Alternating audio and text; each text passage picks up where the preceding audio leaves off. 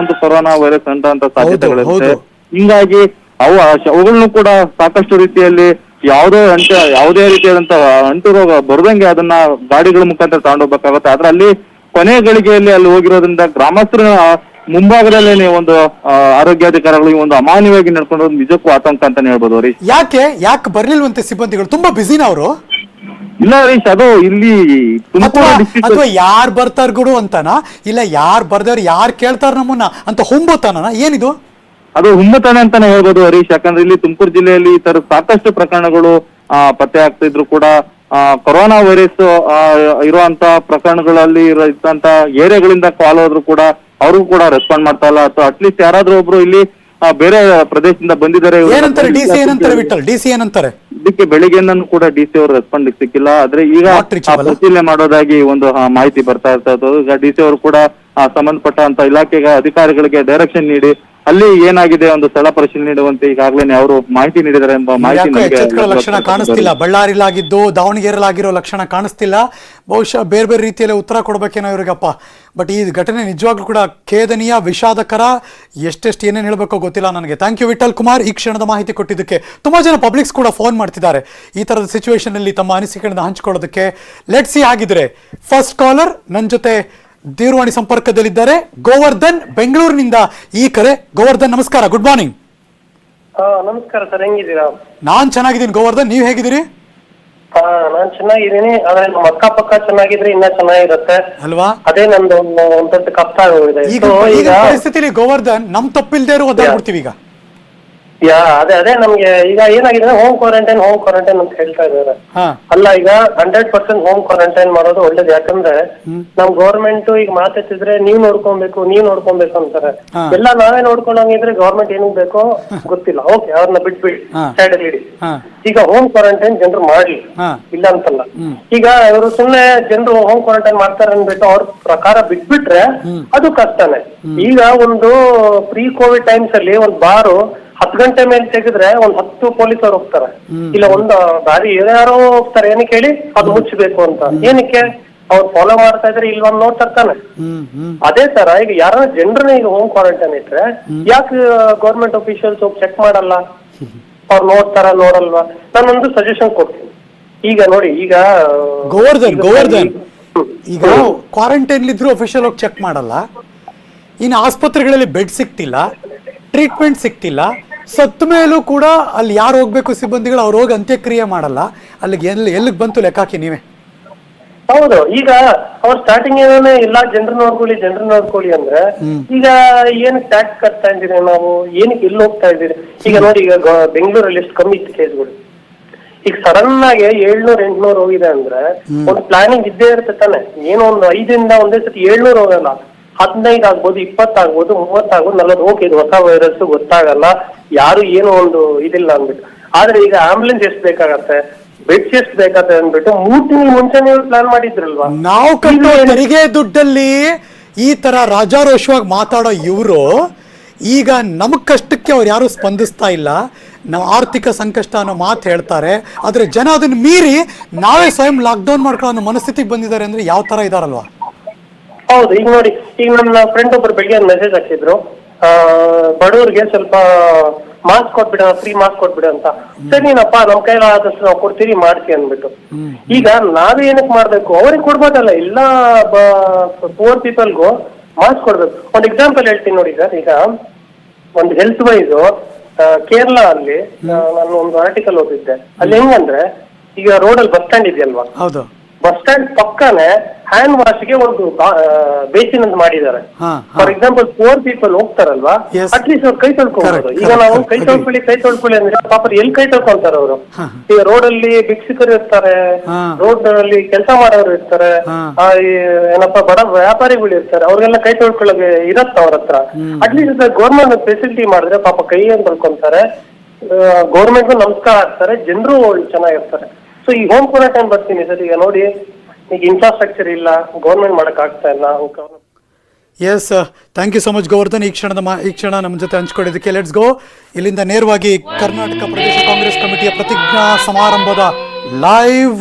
ಡಿ.ಕೆ. ಶಿವಕುಮಾರ್ ಅವರು ಇದೀಗ ಪದಗ್ರಹಣ ಸಮಾರಂಭ, 150 ಜನ ಮಾತ್ರ ಇರುವಂತಹ ಸಭೆ ಇದೀಗ ಶುರುವಾಗ್ತಾ ಇದೆ. ಕಾರ್ಯಕ್ರಮದ ಮುಂದಿನ ಘಟ್ಟ ಸ್ವಾಗತ ಭಾಷಣ. ಆದರೆ ಸ್ವಾಗತ ಭಾಷಣ ಪ್ರಾರಂಭಕ್ಕಿಂತ ಮುಂಚೆ ಒಂದು ಸೂಚನೆ ಇದೆ. ಇದಾದ ನಂತರ ಸರದಿ ದೀಪ ಬೆಳಗುವಂಥ ಕಾರ್ಯಕ್ರಮ ಇರೋದ್ರಿಂದ ನಾನು ಆಗಲೇ ಸೂಚನೆ ಕೊಟ್ಟಾಗೆ ಆಯಾ ಸರದಿನಲ್ಲಿರ್ತಕ್ಕಂಥವ್ರು, ಮೊದಲ 5 ಸರದಿನಲ್ಲಿರ್ತಕ್ಕಂಥವ್ರು ವೇದಿಕೆ ಎಡಭಾಗದಲ್ಲಿ ಆ ನಾರ್ತ್ ಈಸ್ಟ್ ಎಂಟ್ರಿನಲ್ಲಿ ಹೋಗಿ ಲೈನ್ ಅಪ್ ಆಗಬೇಕು. ಸಂಬಂಧಪಟ್ಟ ಯಾರು ಕೋಆರ್ಡಿನೇಟರ್ಸ್ ಇದ್ದೀರಿ ಅದನ್ನು ಮಾಡ್ತಾ ಇರಬೇಕು.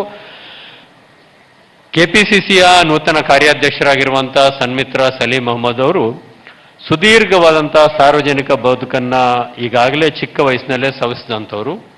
ವಿದ್ಯಾರ್ಥಿ ನಾಯಕನಾಗಿ, ಯುವ ನಾಯಕನಾಗಿ, ಶಾಸಕನಾಗಿ, ಮುಖ್ಯ ಸಚೇತಕನಾಗಿ ಹಲವಾರು ಜವಾಬ್ದಾರಿಗಳನ್ನು ರಾಜ್ಯ ಮಟ್ಟದಲ್ಲಿ ಮತ್ತು ರಾಷ್ಟ್ರ ಮಟ್ಟದಲ್ಲಿ ನಿರ್ವಹಿಸಿದ್ದಾರೆ. ರಾಷ್ಟ್ರದ NSUIನ ಅಧ್ಯಕ್ಷರಾಗಿಯೂ ಕೂಡ ಅವರು ಕೆಲಸವನ್ನು ಮಾಡಿದ್ದಾರೆ.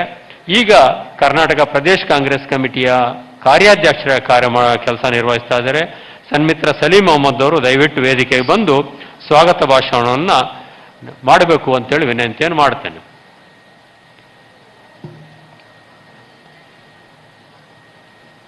ಟೈಮರ್ ಅಡ್ಜಸ್ಟ್ ಮಾಡೋಕ್ಕೆ ಹೇಳಿದ್ದಾರೆ, 0 ಮಾಡಿ.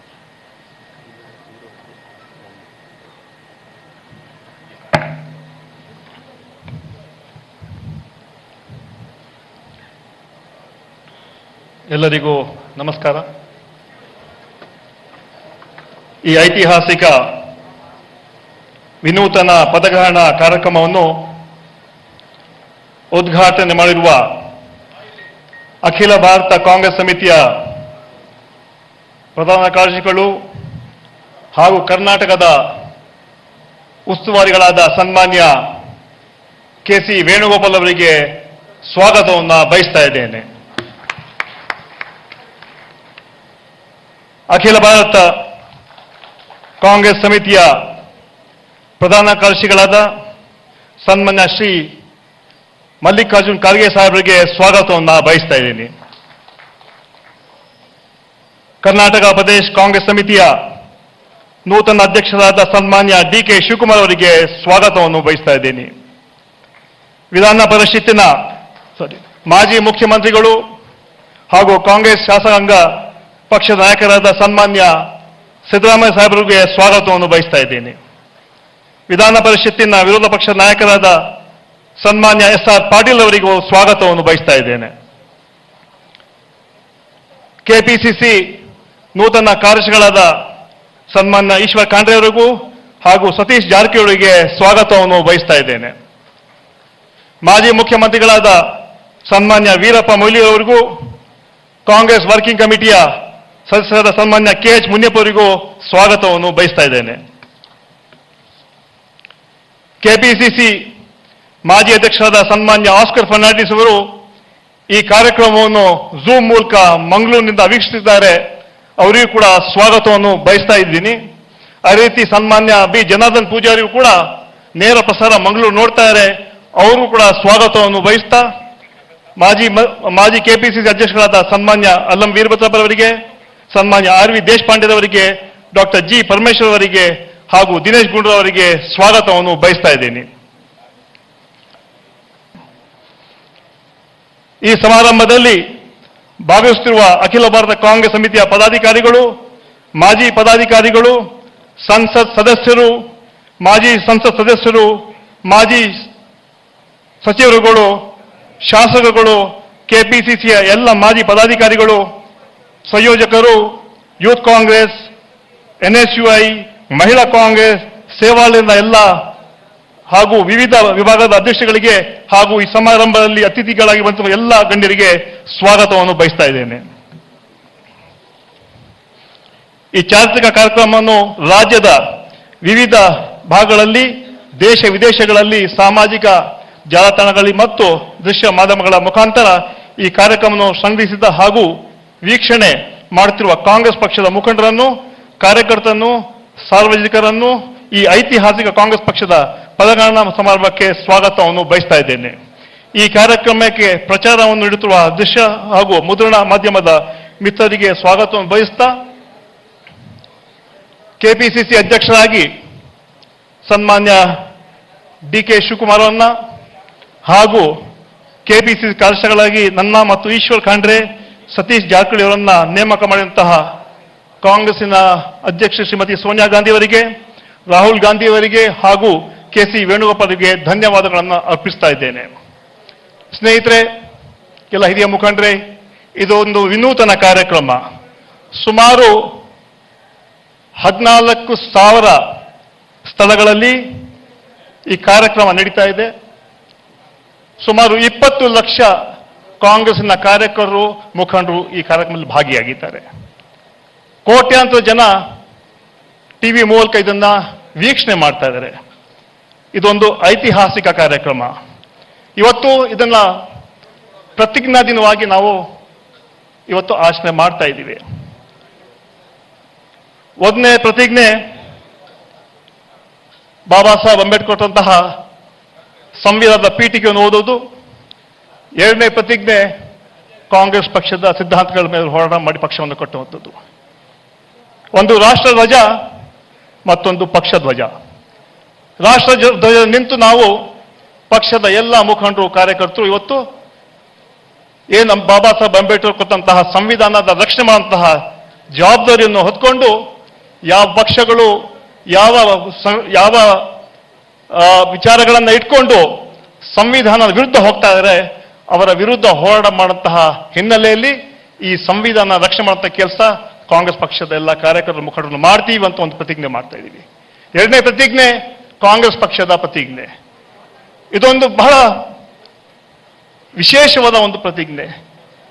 ಕಾಂಗ್ರೆಸ್ ಪಕ್ಷದ ಸಿದ್ಧಾಂತಗಳ ಮೇಲೆ, ಕಾಂಗ್ರೆಸ್ ಪಕ್ಷದ ತತ್ವಗಳ ಮೇಲೆ, ಕಾಂಗ್ರೆಸ್ ಪಕ್ಷದ ವಿಚಾರಧಾರೆಗಳ ಮೇಲೆ ಇವತ್ತು ಪ್ರತಿಜ್ಞೆ ತಗೊಳ್ತಾ ಇದ್ದೀವಿ.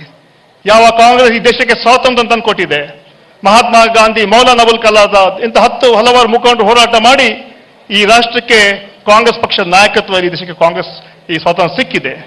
ಅದೇ ರೀತಿ ಬಲಿದಾನ ಮಾಡಿದಂತಹ ಇಂದಿರಾ ಗಾಂಧಿ, ರಾಜೀವ್ ಗಾಂಧಿಯವರು ಈ ದೇಶದ ಐಕ್ಯತೆಗೆ ತಮ್ಮ ಪ್ರಾಣವನ್ನು ಅರ್ಪಣೆ ಮಾಡಿದ್ದಾರೆ. ಕಾಂಗ್ರೆಸ್ ಪಕ್ಷದ ನಿರಂತರ ಹೋರಾಟ, ಕಾಂಗ್ರೆಸ್ ಪಕ್ಷ ಕೇವಲ ಅಧಿಕಾರಿ ಹುಟ್ಟಂತ ಪಕ್ಷ ಅಲ್ಲ, ನಿರಂತರ ಹೋರಾಟ, ಸಾಮಾಜಿಕ ಕಳಕಳಿ, ಸಮಾಜದ ಎಲ್ಲ ವರ್ಗದ ಹಿತವನ್ನು ಕಾಪಾಡುವುದೇ ಕಾಂಗ್ರೆಸ್ ಪಕ್ಷದ ನೀತಿ ಹಾಗೂ ಸಿದ್ಧಾಂತ.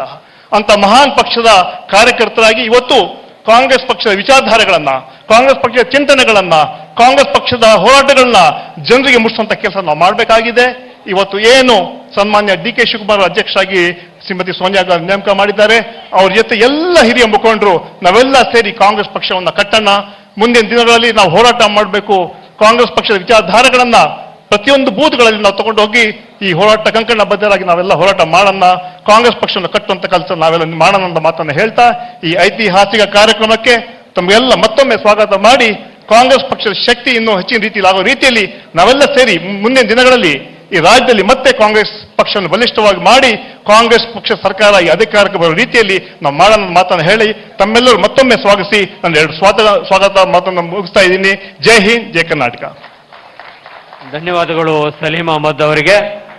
ಇಡೀ ಕರ್ನಾಟಕದ 14,000ಕ್ಕಿಂತ ಹೆಚ್ಚು ಸ್ಥಳಗಳಿಂದ ಈ ಕಾರ್ಯಕ್ರಮದಲ್ಲಿ ಭಾಗಿಯಾಗ್ತಾ ಇರತಕ್ಕಂತಹ ಎಲ್ರಿಗೂ ಕೂಡ ಮತ್ತೊಮ್ಮೆ ಹೃತ್ಪೂರ್ವಕವಾದಂತಹ ಸ್ವಾಗತ. ಒಂದು ಐತಿಹಾಸಿಕವಾದಂತಹ ದಾಖಲೆಯನ್ನ ಇವತ್ತು ಭಾರತದ ರಾಜಕಾರಣದಲ್ಲಿ ತಾವೆಲ್ಲ ಸೇರಿ ಬರೀತಾ ಇದ್ದೀರಿ. ಇದಕ್ಕೆ ಕಾರಣೀಭೂತರಾದಂಥ ಎಲ್ರಿಗೂ ಕೂಡ ಸ್ವಾಗತ. ಈಗ ಜ್ಯೋತಿ ಬೆಳಗುವ ಕಾರ್ಯಕ್ರಮ ಪ್ರಾರಂಭ ಆಗ್ತದೆ. ನಾನು ಆಗ್ಲೇ ಸೂಚನೆಯನ್ನು ಕೊಟ್ಟಿದ್ದೇನೆ. ಮೊದಲನೇದಾಗಿ ಸೇವಾದಳದವರು ದಯವಿಟ್ಟು ಲೈನ್ ಅಪ್ ಆಗಬೇಕು. ಅದಾದ ನಂತರ NSUI ಯೂತ್ ಕಾಂಗ್ರೆಸ್ನವರು. ಮೊದಲನೇದಾಗಿ ಸಾಧುಕೋಕಿಲ ಬನ್ನಿ ಇಲ್ಲಿ. ಈ ಜ್ಯೋತಿ ಬೆಳಗುವಂತ ಕಾರ್ಯಕ್ರಮ ನಡೆಯುವಂತ ಸಂದರ್ಭದಲ್ಲಿ ಪ್ರಸಿದ್ಧ ಚಲನಚಿತ್ರ ಕಲಾವಿದರು, ಹಿನ್ನೆಲೆ ಗಾಯಕರು, ಸಂಗೀತ ನಿರ್ದೇಶಕರು, ಬಹಳಷ್ಟು ಚಟುವಟಿಕೆಯಲ್ಲಿ ಸಂಗೀತದಲ್ಲಿ ತೊಡಗಿರ್ತಕ್ಕಂಥ ಸಾಧು ಕೋಕಿಲರ ಹಿನ್ನೆಲೆ ಗಾಯನ ಇರ್ತದೆ. ಈಗ ಕೆಳಗಡೆ ಮೊದಲನೇ ದೀಪವನ್ನ ಈಗ ಸೇವಾದಳದ ಪರವಾಗಿ BK ಹರಿಪ್ರಸಾದ್ ಅವರು, ಪ್ಯಾರಿಜಾನ್ ಅವರು, RV ದೇವರಾಜ್ ಅವರು, ನಂಜಯನ್ ಮಠ್ ಅವರು ಮತ್ತು H ಆಂಜನೇಯ ಇವರು ಬೆಳಗ್ತಾರೆ. ಬೆಳಗಿದಂತ ಎಲ್ರಿಗೂ ಕೂಡ ಧನ್ಯವಾದಗಳು. ಈಗ ನಿಕಟಪೂರ್ವ ಅಧ್ಯಕ್ಷರಾದಂಥ ದಿನೇಶ್ ಗುಂಡೂರಾಯರವರಿಂದ ಹೊಸ ಅಧ್ಯಕ್ಷರಾದಂಥ DK ಶಿವಕುಮಾರ್ ಅವರು ಕಾಂಗ್ರೆಸ್ ಪಕ್ಷದ ಬಾವುಟವನ್ನ ಸ್ವೀಕಾರ ಮಾಡುವಂತ ಒಂದು ಸಂದರ್ಭ, ಅಧಿಕೃತವಾಗಿ ಜವಾಬ್ದಾರಿಯನ್ನು ವಹಿಸಿಕೊಳ್ಳುವಂತ ಸಂದರ್ಭ. ಈ ಕಾರ್ಯಕ್ರಮಕ್ಕೆ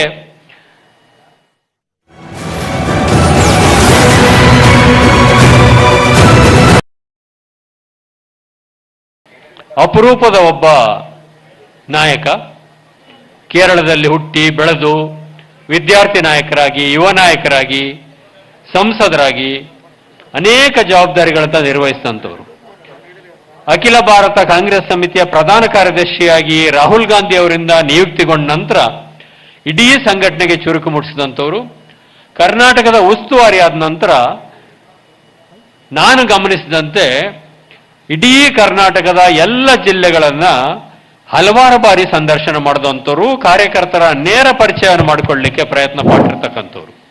ಹಾಗಾಗಿ ಕೆ.ಸಿ. ವೇಣುಗೋಪಾಲ್ ರವರೀಗ ಕಳೆದ ಲೋಕಸಭಾ ಚುನಾವಣೆಯಲ್ಲಿ ಸ್ಪರ್ಧೆ ಮಾಡದೆ ಹೋದರೂ ಕೂಡ ರಾಜಸ್ಥಾನದಿಂದ ರಾಜ್ಯಸಭೆಗೆ ಆಯ್ಕೆಯಾಗಿದ್ದಾರೆ. ಅದಕ್ಕೋಸ್ಕರ ಅವರನ್ನ ಹೃತ್ಪೂರ್ವಕವಾಗಿ ಅಭಿನಂದಿಸೋರ ಜೊತೆಗೆ ಪ್ರಧಾನ ಕಾರ್ಯದರ್ಶಿಯಾಗಿ ಈಗ ಕರ್ನಾಟಕದ ಉಸ್ತುವಾರಿಯನ್ನೂ ಮುಂದುವರಿಸಿದ್ದಾರೆ, ಕೇಂದ್ರ ಕಚೇರಿಯ ಜವಾಬ್ದಾರಿಯನ್ನೂ ನಿರ್ವಹಿಸ್ತಾ ಇದ್ದಾರೆ. ಈಗ ಕೆ.ಸಿ. ವೇಣುಗೋಪಾಲ್ ರವರು ತಮ್ಮ ಉದ್ಘಾಟನಾ ಭಾಷಣವನ್ನು ಮಾಡಬೇಕು ಅಂತೇಳಿ ವಿನಂತಿಯನ್ನು ಮಾಡಿಕೊಳ್ತೇನೆ. नमस्कार.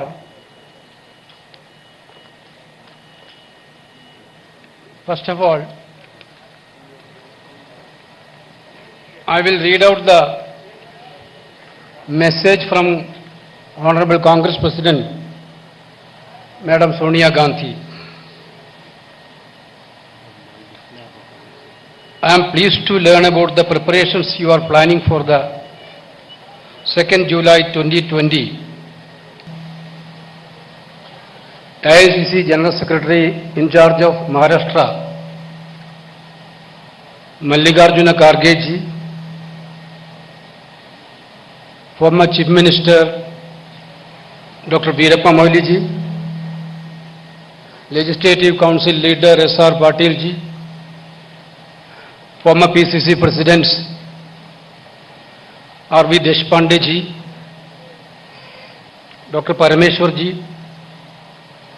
Allam Veerabhadra, Dinesh Gundurao ji, respected Rahman Khan ji, CWC member Muniyappa ji, our PCC President, Telangana PCC President Uttam Kumar Reddy ji, Tamil Nadu PCC President K.S. Alagiri ji, Andhra PCC President Shailaja Nath ji, CLP leader of Telangana Vikram Bhatti,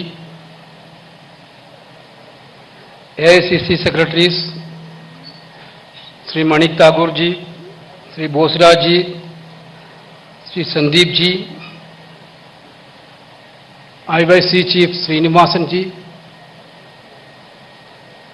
our working presidents Ishwar Khandre ji, Salim Ahmad ji, Sadish Jakioli ji, CM Ibrahim ji, B.K. Hari Prasad ji, H.K. Patil ji,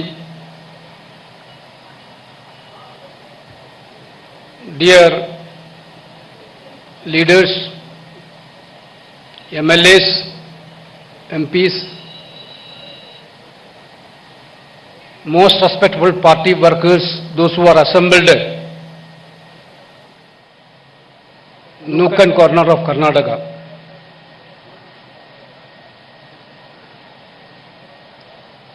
I would like to thank you, Mr. Shivakumar, for giving an opportunity at this period of social distancing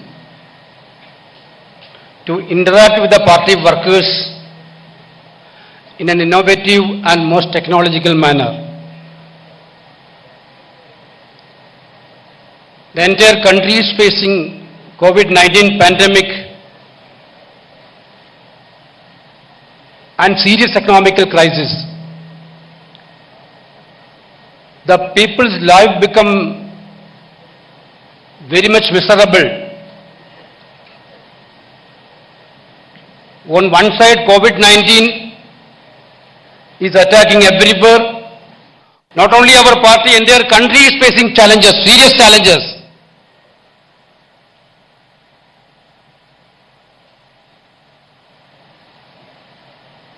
Changing challenges into opportunity is an art of politics, actually. I am very much sure that Shivakumar is well expert in that area. Challenge can be made as opportunities. There were coming periods, coming days. We know dynamism. Here already, I don't want to repeat it. When Gujarat MLA's issue came, Rajya Sabha election came, he strongly fought for party. Karnataka election issue come, he strongly faced for party. One thing I have to tell to you about the quality of Shivakumar is his sincere loyalty towards a party is one of the best. We see in Karnataka, those who are enjoyed very much in this party, at the point of crucial time, they have left our party. There is no hesitation for them to leave the party, to leave the mother for power and other things.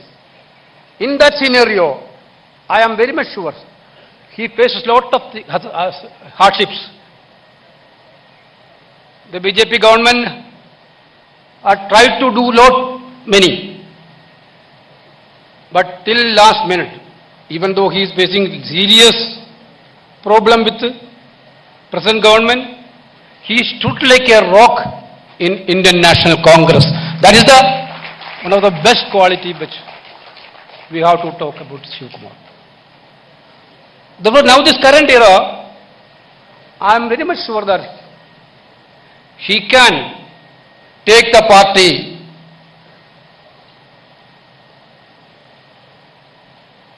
in a successful way.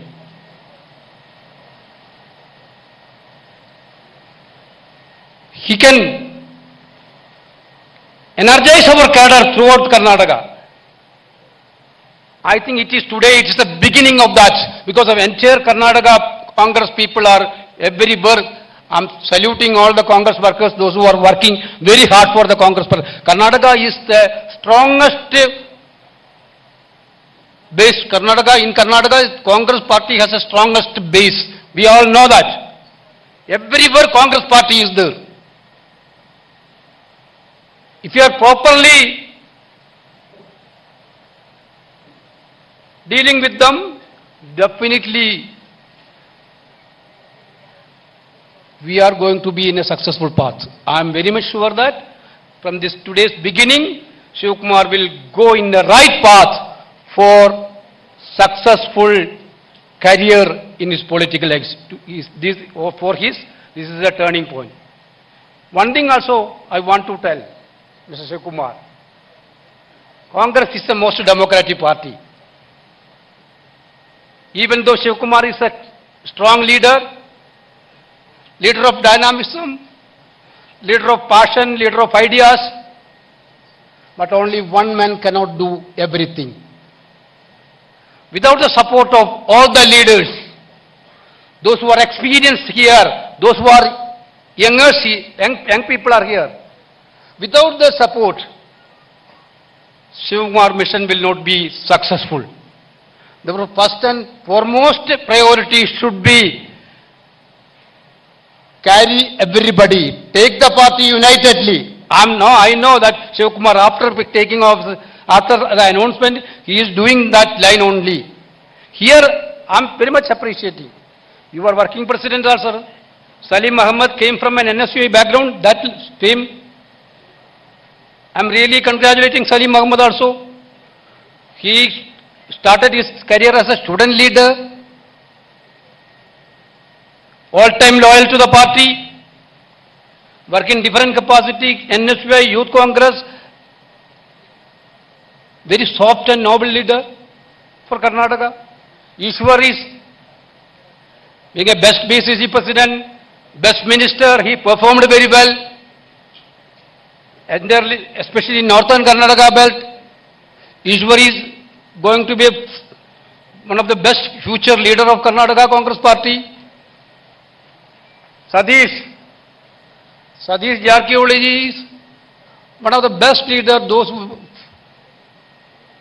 in Karnataka, especially in Mumbai, Karnataka area. What my request to Satish is that don't do concern in Belgaum only. Belgaum politics is okay. We know Belgaum politics. But travel everywhere and to make Congress party strong everywhere. If Satish can travel then there will be a result. Definitely, there were these three working presidents along with PCC president. It is a new team. I think this team should emerge as a winning team. That is why our praise, that is what our praise, that is what we need. Here, I told the galaxy of leaders are here. Experienced leaders are here. Siddaramaiah ji is sitting here. I can tell his tenure as the 5-year tenure as the Karnataka, one of the golden era of Karnataka as far as social reforms and social programs are concerned. How much program we have done? He is a leader with a passion for downtrodden and poor people. Mallikarjuna Kharge ji is here. Vast experienced leader. You can see the last 5 years how much he fought for party in the Lok Sabha. I don't want to mention everybody. Every leaders in our former PCC president, everybody, they are all well-established leader, well-experienced leader, seasoned leader. Therefore, if everybody together, join together, then definitely this PCC under the leadership of Shivakumar can do wonders in Karnataka politics. Now politics is, this point of time, I would like to mention thank you very much for my dear colleague Dinesh Gundarao, the outgoing president also. Everybody thinking that he is a softer guy. But in my experience, he is very strong. He was a very strong PCC president. I witnessed in so many occasions when our seat distribution discussions are there, ideological discussions are there. He stood very strongly for the ideology of the party. And he carried maximum people. Maybe that area is not good time, that time is not good time for us. We defeated the election, we defeated parliament election. Okay. But as a president, being a general secretary in charge, I can say that his period, he done a good job. He carried maximum workers, he given maximum importance to younger people also. Therefore, I would like to thank Mr. Dinesh Gundarao for your valuable service for the party now. Dear friends, I don't want to take much time, I know, time constraints. Now the entire political scenario you know.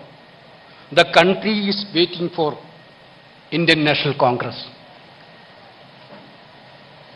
I already told you the COVID-19 pandemics are haunting us very badly.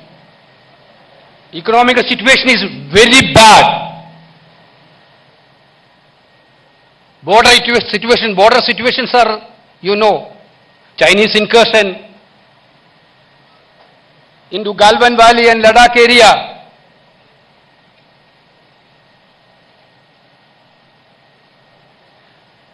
The people who came into power by saying nationalism. Where are they now? Everybody know that China occupied our land. Everybody know that China occupied our land of Ladakh. But all-party meeting, after all-party meeting, our own Prime Minister is telling China didn't enter into our territory. There is no incursion into our territory. What does it mean? That statement of Prime Minister is become a weapon for Chinese argument.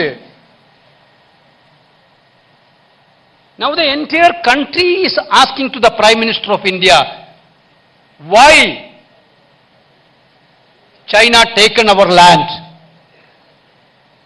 Why our 20 brave soldiers become martyrs for this country?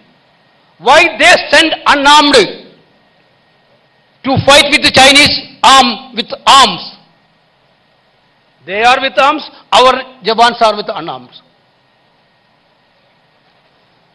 These are important questions before the country. Now, Prime Minister is not uttering a sincere word, a single word. Congress party has to raise this. We are with the government. Congress party is the nationalist party in this country, none other than anybody. Our party is the party which propagate nationalism, which act upon nationalism. So we need answer from that. On the other hand, the situation of common people life is very much miserable. Day before yesterday, I saw that D.K. Sukumar and Siddaramaiah is riding a bicycle here to agitation against the petrol diesel. You know, during the 6 years, last 21 times they hiked petrol diesel price. In 2004, when UPA was in power, Veerappa Moili ji is here, sitting here. He was petroleum minister some time. In 2004, international crude oil price was $40 per barrel. At that point of time, petrol is for 30 rupees, diesel for 26 rupees. Now the crude oil price is same $40 per barrel, like 2004, same $40 per barrel. What is the amount we are giving? Now 80 rupees, 82 rupees. What is the mesmerism? Modi only can know. 12 times he increased central excise duty, 12 times during this period, 12 times he increased central excise duty. That is why this much price hike is there. Actually, the Modi government is looting the people of the country. They made at least 2 lakh for this price hike. But on the other hand, people are suffering. They are not even giving any paisa to common people. Day before yesterday, Prime Minister extended ration. What Sonia Gandhi ji also requested, they extended that ration. Okay, that is good. But where is the direct transfer? Now people want money. That is why Congress President and ex-Congress President Rahul Gandhi asked the government to give direct cash to the money, common people. Nothing is happening. Therefore, the government of India is day by day, they had mismanaged COVID, they mismanaged lockdown policies, they are mismanaging entire common people life. Lastly, in Karnataka, you know, BJP's government is ruling. How they are ruling, we all know. Not with the people mandate.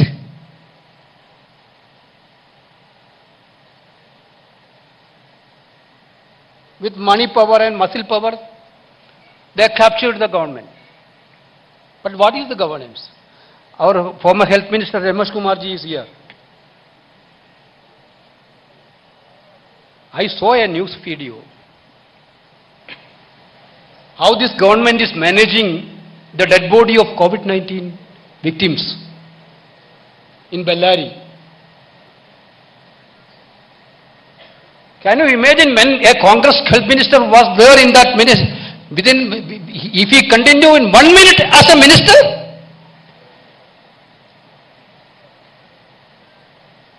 What a shame situation.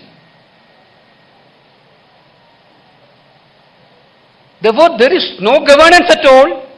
There is no management at all. There is no coordination at all. Therefore, Karnataka, we have to fight for the common people of India, common people of Karnataka. That's what the need of this government, Karnataka government, they have no priority on people issues. They have no priority on farmers issue. They have no priority on this COVID-19 also. Their priority is something different. Therefore, Congress party's main duty is to fight against this. Dear friends, once again, this is a new era, I think. D.K. Sukumar, known as the strongest leader in Karnataka, will emerge as one of the best PCC president of Karnataka. I am expecting, party is expecting, entire cadre of Karnataka is expecting through his period, we will go back to our golden era of Karnataka politics. Everybody knows that we had a golden era, old era. But I am once again telling this, only through unity mantra we can do that things. Everybody should be together and it should be a teamwork like things. I am sure that D.K. Shivakumar can do it. Entire support from the All India Congress Committee is with the PCC. I already conveyed Congress President's support, and ex-Congress President Rahul Gandhi ji also will come forward to talk to him today itself to bless him. Therefore, anyway, the entire AICC is with the PCC of Karnataka. I think in coming future we can have good results and good reports from Karnataka PCC. With these words, once again, I really congratulating my dear brother D.K. Shivakumar for being for taking charge as a PCC president. Jai Hind. Thank you. ಧನ್ಯವಾದಗಳು KC. Venugopal ಅವರಿಗೆ. ನಿಕಟಪೂರ್ವ ಕಾಂಗ್ರೆಸ್ ಅಧ್ಯಕ್ಷರಾದಂಥ ದಿನೇಶ್ ಗುಂಡೂರಾವ್ ಅವರು ವಿದ್ಯಾರ್ಥಿ ನಾಯಕರಾಗಿ ತಮ್ಮ ರಾಜಕಾರಣವನ್ನು ಪ್ರಾರಂಭ ಮಾಡಿ ಯುವಕ ಕಾಂಗ್ರೆಸ್ನ ರಾಜ್ಯ ಅಧ್ಯಕ್ಷರಾಗೋದ್ರ ಜೊತೆಗೆ ಕರ್ನಾಟಕ ಪ್ರದೇಶ ಕಾಂಗ್ರೆಸ್ ಸಮಿತಿ ಅಧ್ಯಕ್ಷರಾಗಿಯೂ ಕೂಡ ಅವರು ಉತ್ತಮವಾದಂಥ ಕೆಲಸವನ್ನು ಮಾಡಿದ್ದಾರೆ.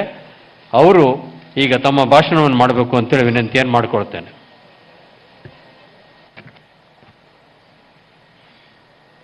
ಪ್ರತಿಜ್ಞಾ ಕಾರ್ಯಕ್ರಮದ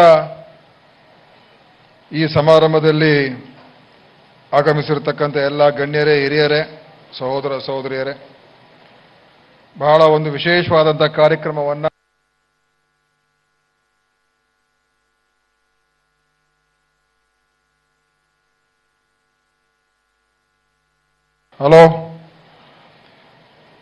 ಕೋವಿಡ್ ಮಹಾಮಾರಿಯ ಸಂದರ್ಭದಲ್ಲಿ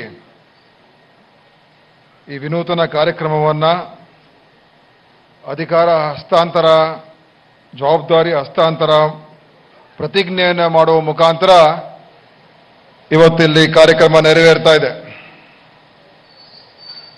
ಅಧಿಕಾರ ಹಸ್ತಾಂತರ ನಾನೇನು ಹೇಳಕ್ಕೆ ಹೋಗೋದಿಲ್ಲ, ಯಾಕಂದ್ರೆ ನಾನು ರಾಜೀನಾಮೆ ಕೊಟ್ಟು 7 ತಿಂಗಳಾಯಿತು. ಆಮೇಲೆ ಸನ್ಮಾನ್ಯ ಶಿವಕುಮಾರ್ ಅವರು ಅಧ್ಯಕ್ಷರಾಗಿ ನೇಮಕ ಆಗಿ 4 ತಿಂಗಳಾಗಿದೆ. ಅವರು ಅವಾಗಲೇ ಚಾರ್ಜ್ ತಗೊಂಡ್ಬಿಟ್ರು. ಇದು ತಾಂತ್ರಿಕವಾಗಿ ಇವತ್ತು ಒಂದು ಕಾರ್ಯಕ್ರಮ ಇವತ್ತು ನಾವು ಮಾಡ್ತಾ ಇದ್ದೀವಿ. ಬಹಳ ವಿಶೇಷವಾದ ಸಂದೇಶವನ್ನು ಕೊಡಬೇಕು ಇಡೀ ನಮ್ಮ ಕರ್ನಾಟಕ ರಾಜ್ಯದ ಜನತೆಗೆ, ನಮ್ಮ ಕಾರ್ಯಕರ್ತರಿಗೆ ಉದ್ದೇಶದಿಂದ ಅವರು ಮಾಡ್ತಾ ಇದ್ದಾರೆ.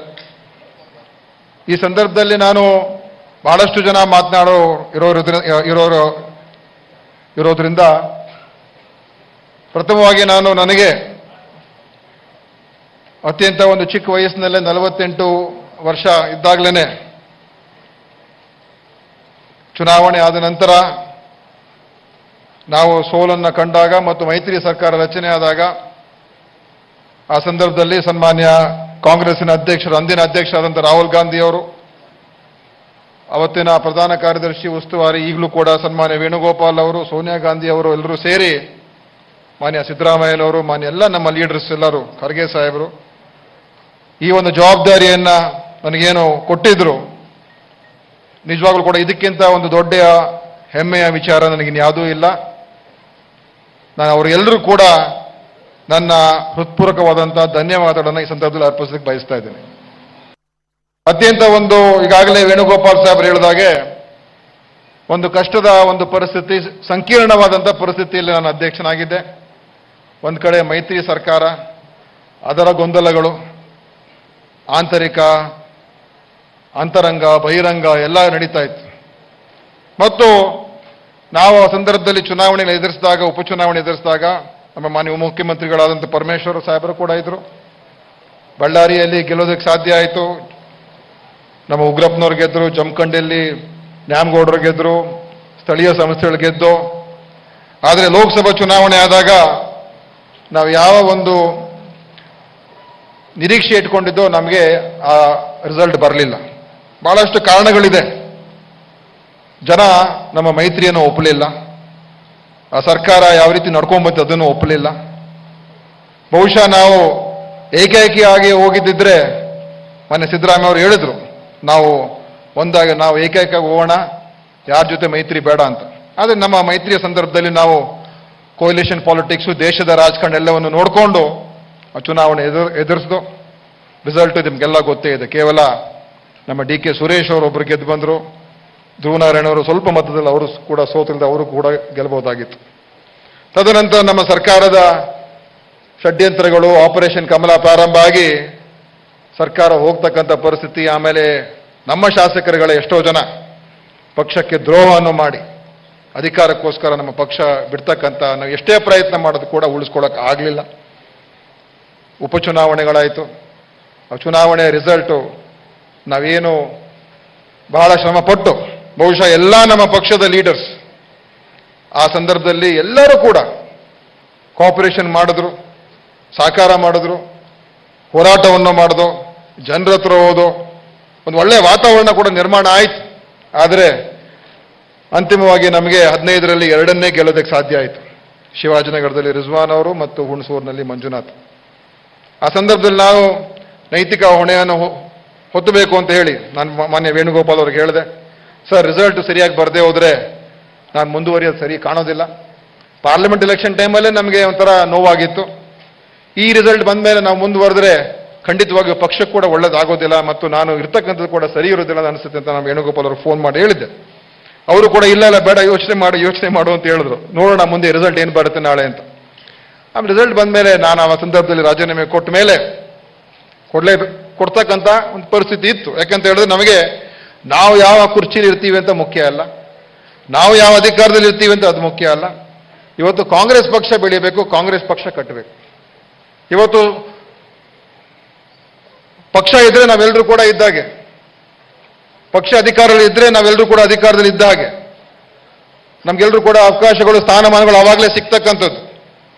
ಅದಕ್ಕೋಸ್ಕರ ಪಕ್ಷದ ಹಿತದೃಷ್ಟಿಯಿಂದನೇ ಮತ್ತು ನನ್ನ ವೈಯಕ್ತಿಕ ಒಂದು ವಿಚಾರವನ್ನು ಕೂಡ ಇಟ್ಕೊಂಡು ಸಂದರ್ಭದಲ್ಲಿ ರಾಜೀನಾಮೆ ಕೊಟ್ಟ ಮೇಲೆ ಭಾಳ ಒಂದು 3 ತಿಂಗಳು ಯಾರನ್ನ ಮಾಡಬೇಕು ಅಂತಲೇ ನಡೀತು. ಅಂತಿಮವಾಗಿ ಮಾನ್ಯ DK ಶಿವಕುಮಾರ್ ಅವರನ್ನ KPCC ಅಧ್ಯಕ್ಷರಾಗಿ ಮಾಡಿದ್ದಾರೆ.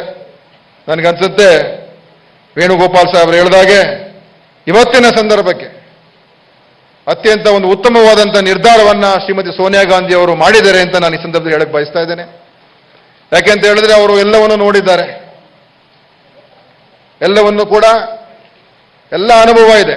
ಕಾರ್ಯಕರ್ತರು ಯಾರು ಅಂತ ಗೊತ್ತು, ನಾಯಕರುಗಳು ಯಾರು ಅಂತ ಗೊತ್ತು, ಯಾರ್ಯಾರು ಕೆಪಾಸಿಟಿ ಏನು, ಯಾರು ಏನು ಮಾಡೋದಕ್ಕೆ ಸಾಧ್ಯ ಇದೆ, ಯಾರು ಏನು ಮಾಡೋದಕ್ಕೆ ಸಾಧ್ಯ ಇಲ್ಲ, ಯಾರು ಬರೀ ಮಾತನಾಡ್ತಾರೆ, ಯಾರ ಕೈಯಲ್ಲಿ ಮಾಡೋದಕ್ಕೆ ಆಗ್ತದೆ, ಮತ್ತು ಎಲ್ಲ ರೀತಿಯ ಶಕ್ತಿ ಕೊಡೋರಲ್ಲಿದೆ.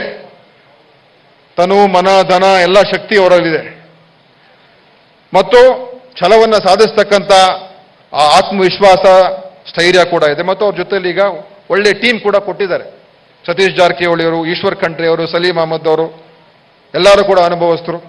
ಖಂಡಿತವಾಗಿ ಈ ಸಂದರ್ಭದಲ್ಲಿ ಈಗಾಗಲೇ ಅವರು ಕಳೆದ 3 ತಿಂಗಳಿಂದ 4 ತಿಂಗಳಿಂದ ಈಗಾಗಲೇ ಅವರು ಅಧ್ಯಕ್ಷರಾಗಿ ಎಲ್ಲರನ್ನೂ ಕೂಡ ವಿಶ್ವಾಸಕ್ಕೆ ತಗೊಂಡು ಹೋಗ್ತಾ ಇದ್ದಾರೆ. ಎಲ್ಲರೂ ಕೂಡ ಒಂದಾಗಿ ತಗೊಂಡು ಹೋಗ್ತಾ ಇದ್ದಾರೆ. ಆ ಕಾರಣದಿಂದ ಖಂಡಿತವಾಗಿಯೂ ನನಗೆ 100ಕ್ಕೆ 100 ವಿಶ್ವಾಸ ಇದೆ. ಅವರಿಗೆ ಸ್ಪಷ್ಟವಾದಂಥ ಒಂದು ಗುರಿ ಇದೆ. ಈಗ ಬೇರೆ ಯಾವ ಗೊಂದಲ ಇಲ್ಲ. ಇಲ್ಲೇ ನಾವು ಸರ್ಕಾರದಲ್ಲಿಲ್ಲ, ಯಾವ ಮೈತ್ರಿ ಇಲ್ಲ, ಮತ್ತೆ ಮುಂದಕ್ಕೂ ಕೂಡ ಮೈತ್ರಿಯ ಸವಾಸ ಕೂಡ ಬೇಡ ಯಾರಿಗೂ. ಕಾಂಗ್ರೆಸ್ ಪಕ್ಷ ಒಂದಾಗಿ ಹೋಗೋಣ, ನಮಗಿನ್ಯಾರು ಸವಾಸ ಬೇಕಾಗಿಲ್ಲ. ಮುಂದೆ ಚುನಾವಣೆಯಲ್ಲಿ ನಾವು ಹೇಗೆ ಗೆಲ್ಲಬೇಕು, ಯಾವ ರಣತಂತ್ರವನ್ನು ಮಾಡಬೇಕು, ಯಾರನ್ನು ಉಪಯೋಗಿಸ್ಕೋಬೇಕು, ಎಲ್ಲರನ್ನು ಕೂಡ ಅವರವರ ಒಬ್ಬೊಬ್ಬರಿಗೂ ಒಂದೊಂದು ಕೆಪಾಸಿಟಿ ಇರ್ತದೆ, ಒಂದೊಂದು ಟ್ಯಾಲೆಂಟ್ ಇರ್ತದೆ. ಎಲ್ಲರನ್ನು ಕೂಡ ಉಪಯೋಗಿಸ್ಕೊಂಡು ಮಾನ್ಯ ಸಿದ್ದರಾಮಯ್ಯನವರು, ಮಾನ್ಯ ಶಿವಕುಮಾರ್ ಅವರು ಮತ್ತು ಮಾನ್ಯ ಖರ್ಗೆ ಅವರು, ಅವ್ರ ಜೊತೆಯಲ್ಲಿ ಎಲ್ಲ ಲೀಡರ್ಸ್ ಬಹಳ ಜನ ಇದರಲ್ಲಿ. ನಮ್ಮ ನನಗಿಂತ ಹಿಂದಿನ ಅಧ್ಯಕ್ಷರಾದ ಪರಮೇಶ್ವರ್ ಸಾಹೇಬರು ಇದ್ದಾರೆ, ಎಲ್ಲ, ಮತ್ತು ಮಾನ್ಯ ದೇಶಪಾಂಡೆ ಅವರಿದ್ದಾರೆ, ಮಾನ್ಯ KH ಮುನಿಯಪ್ಪನವರಿದ್ದಾರೆ, SR ಪಾಟೀಲ್ ಅವರಿದ್ದಾರೆ. ಎಲ್ಲರೂ ನಾವು ಸೇರ್ಕೊಂಡೀಗ ಒಂದೇ ಒಂದು ಗುರಿ ನಮಗೆ ಏನಂತ ಹೇಳಿದ್ರೆ, ನಮ್ಮ ನಾಯಕರು ಒಂದಾಗ್ತಕ್ಕಂಥದ್ದು, ನಮ್ಮ ಕಾರ್ಯಕರ್ತರು ಉತ್ಸಾಹ ತುಂಬತಕ್ಕಂಥದ್ದು, ಮತ್ತು ಭಾರತೀಯ ಜನತಾ ಪಕ್ಷದ ಏನೇನೋ ಅವ್ರು ಮಾಡ್ತಾ ಇರ್ತಕ್ಕಂಥ ಇವತ್ತು ಅವಾಂತರಗಳಿದೆ. ಒಂದು ಕಡೆ ಅತೀವವಾದಂಥ ಭ್ರಷ್ಟಾಚಾರ, ಎರಡನೇ ಕಡೆ ಬೇಜವಾಬ್ದಾರಿ ಇರ್ತಕ್ಕಂಥ ಸರ್ಕಾರ. ಜನರಿಗೆ ಇದನ್ನು ಮುಟ್ಟಿಸುವಂಥ ಕೆಲಸವನ್ನು ಮಾಡಿ ಆ ಉತ್ಸಾಹವನ್ನು ಕಾರ್ಯಕರ್ತರು ತುಂಬಿಸಿ ಮುಂದಿನ ಚುನಾವಣೆಯಲ್ಲಿ ನಮ್ಮ ಸ್ವಂತ ಬಲದ ಮೇಲೆ ನಿಲ್ತಕ್ಕಂಥ ಒಂದೇ ಒಂದು ಗುರಿ ಇಟ್ಕೋಬೇಕೇ ಹೊರತು ನನಗೆ ಯಾವ ಕುರ್ಚಿ ಸಿಗ್ತದೆ, ನಾನೇನಾಗ್ತೀನಿ ಅಂತ ಅದನ್ನೆಲ್ಲ ಬಿಟ್ಟು ಇವತ್ತು ನಾವು ಹೋರಾಟ ಮಾಡ್ತಕ್ಕಂಥ ಕಾಲ ಬಂದಿದೆ. ಅದೆಲ್ಲ ಕೂಡ ನಾವು ಸೇರಿ ಮಾಡೋಣ ಅಂತ ಈ ಸಂದರ್ಭದಲ್ಲಿ ಹೇಳಿ ಇವತ್ತು ಶ್ರೀಮತಿ ಸೋನಿಯಾ ಗಾಂಧಿ ಅವರಿಗೆ ಅಭಿನಂದನೆ ಸಲ್ಲಿಸ್ತಾ ಇದ್ದೀನಿ. ಒಳ್ಳೆಯ ತೀರ್ಮಾನ ತಗೊಂಡಿದ್ದಾರೆ. ನಾವೆಲ್ಲರೂ ಕೂಡ ಸನ್ಮಾನ್ಯ ಶಿವಕುಮಾರ್ ಅವರ ನೇತೃತ್ವದಲ್ಲಿ, ಮಾನ್ಯ ಸಿದ್ದರಾಮಯ್ಯ ಅವರ ನೇತೃತ್ವದಲ್ಲಿ ಕೆಲಸ ಮಾಡಿ ಕಾಂಗ್ರೆಸ್ ಪಕ್ಷವನ್ನ ಮುಂದೆ ಚುನಾವಣೆ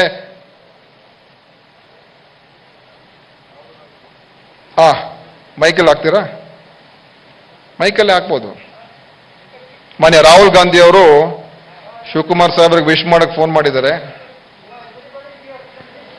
you can speak on the mic sir. Actually you can put it on the mic.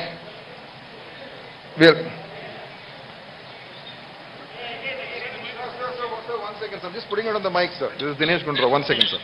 Yes, sir, it's on the mic, sir, now.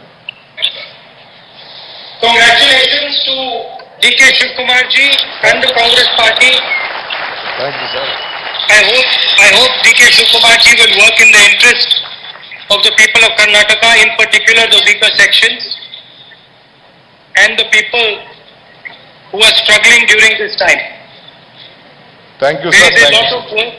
There's a lot of work that the Congress party has to do during COVID and during the economic disaster that Mr. Narendra Modi has visited on this country.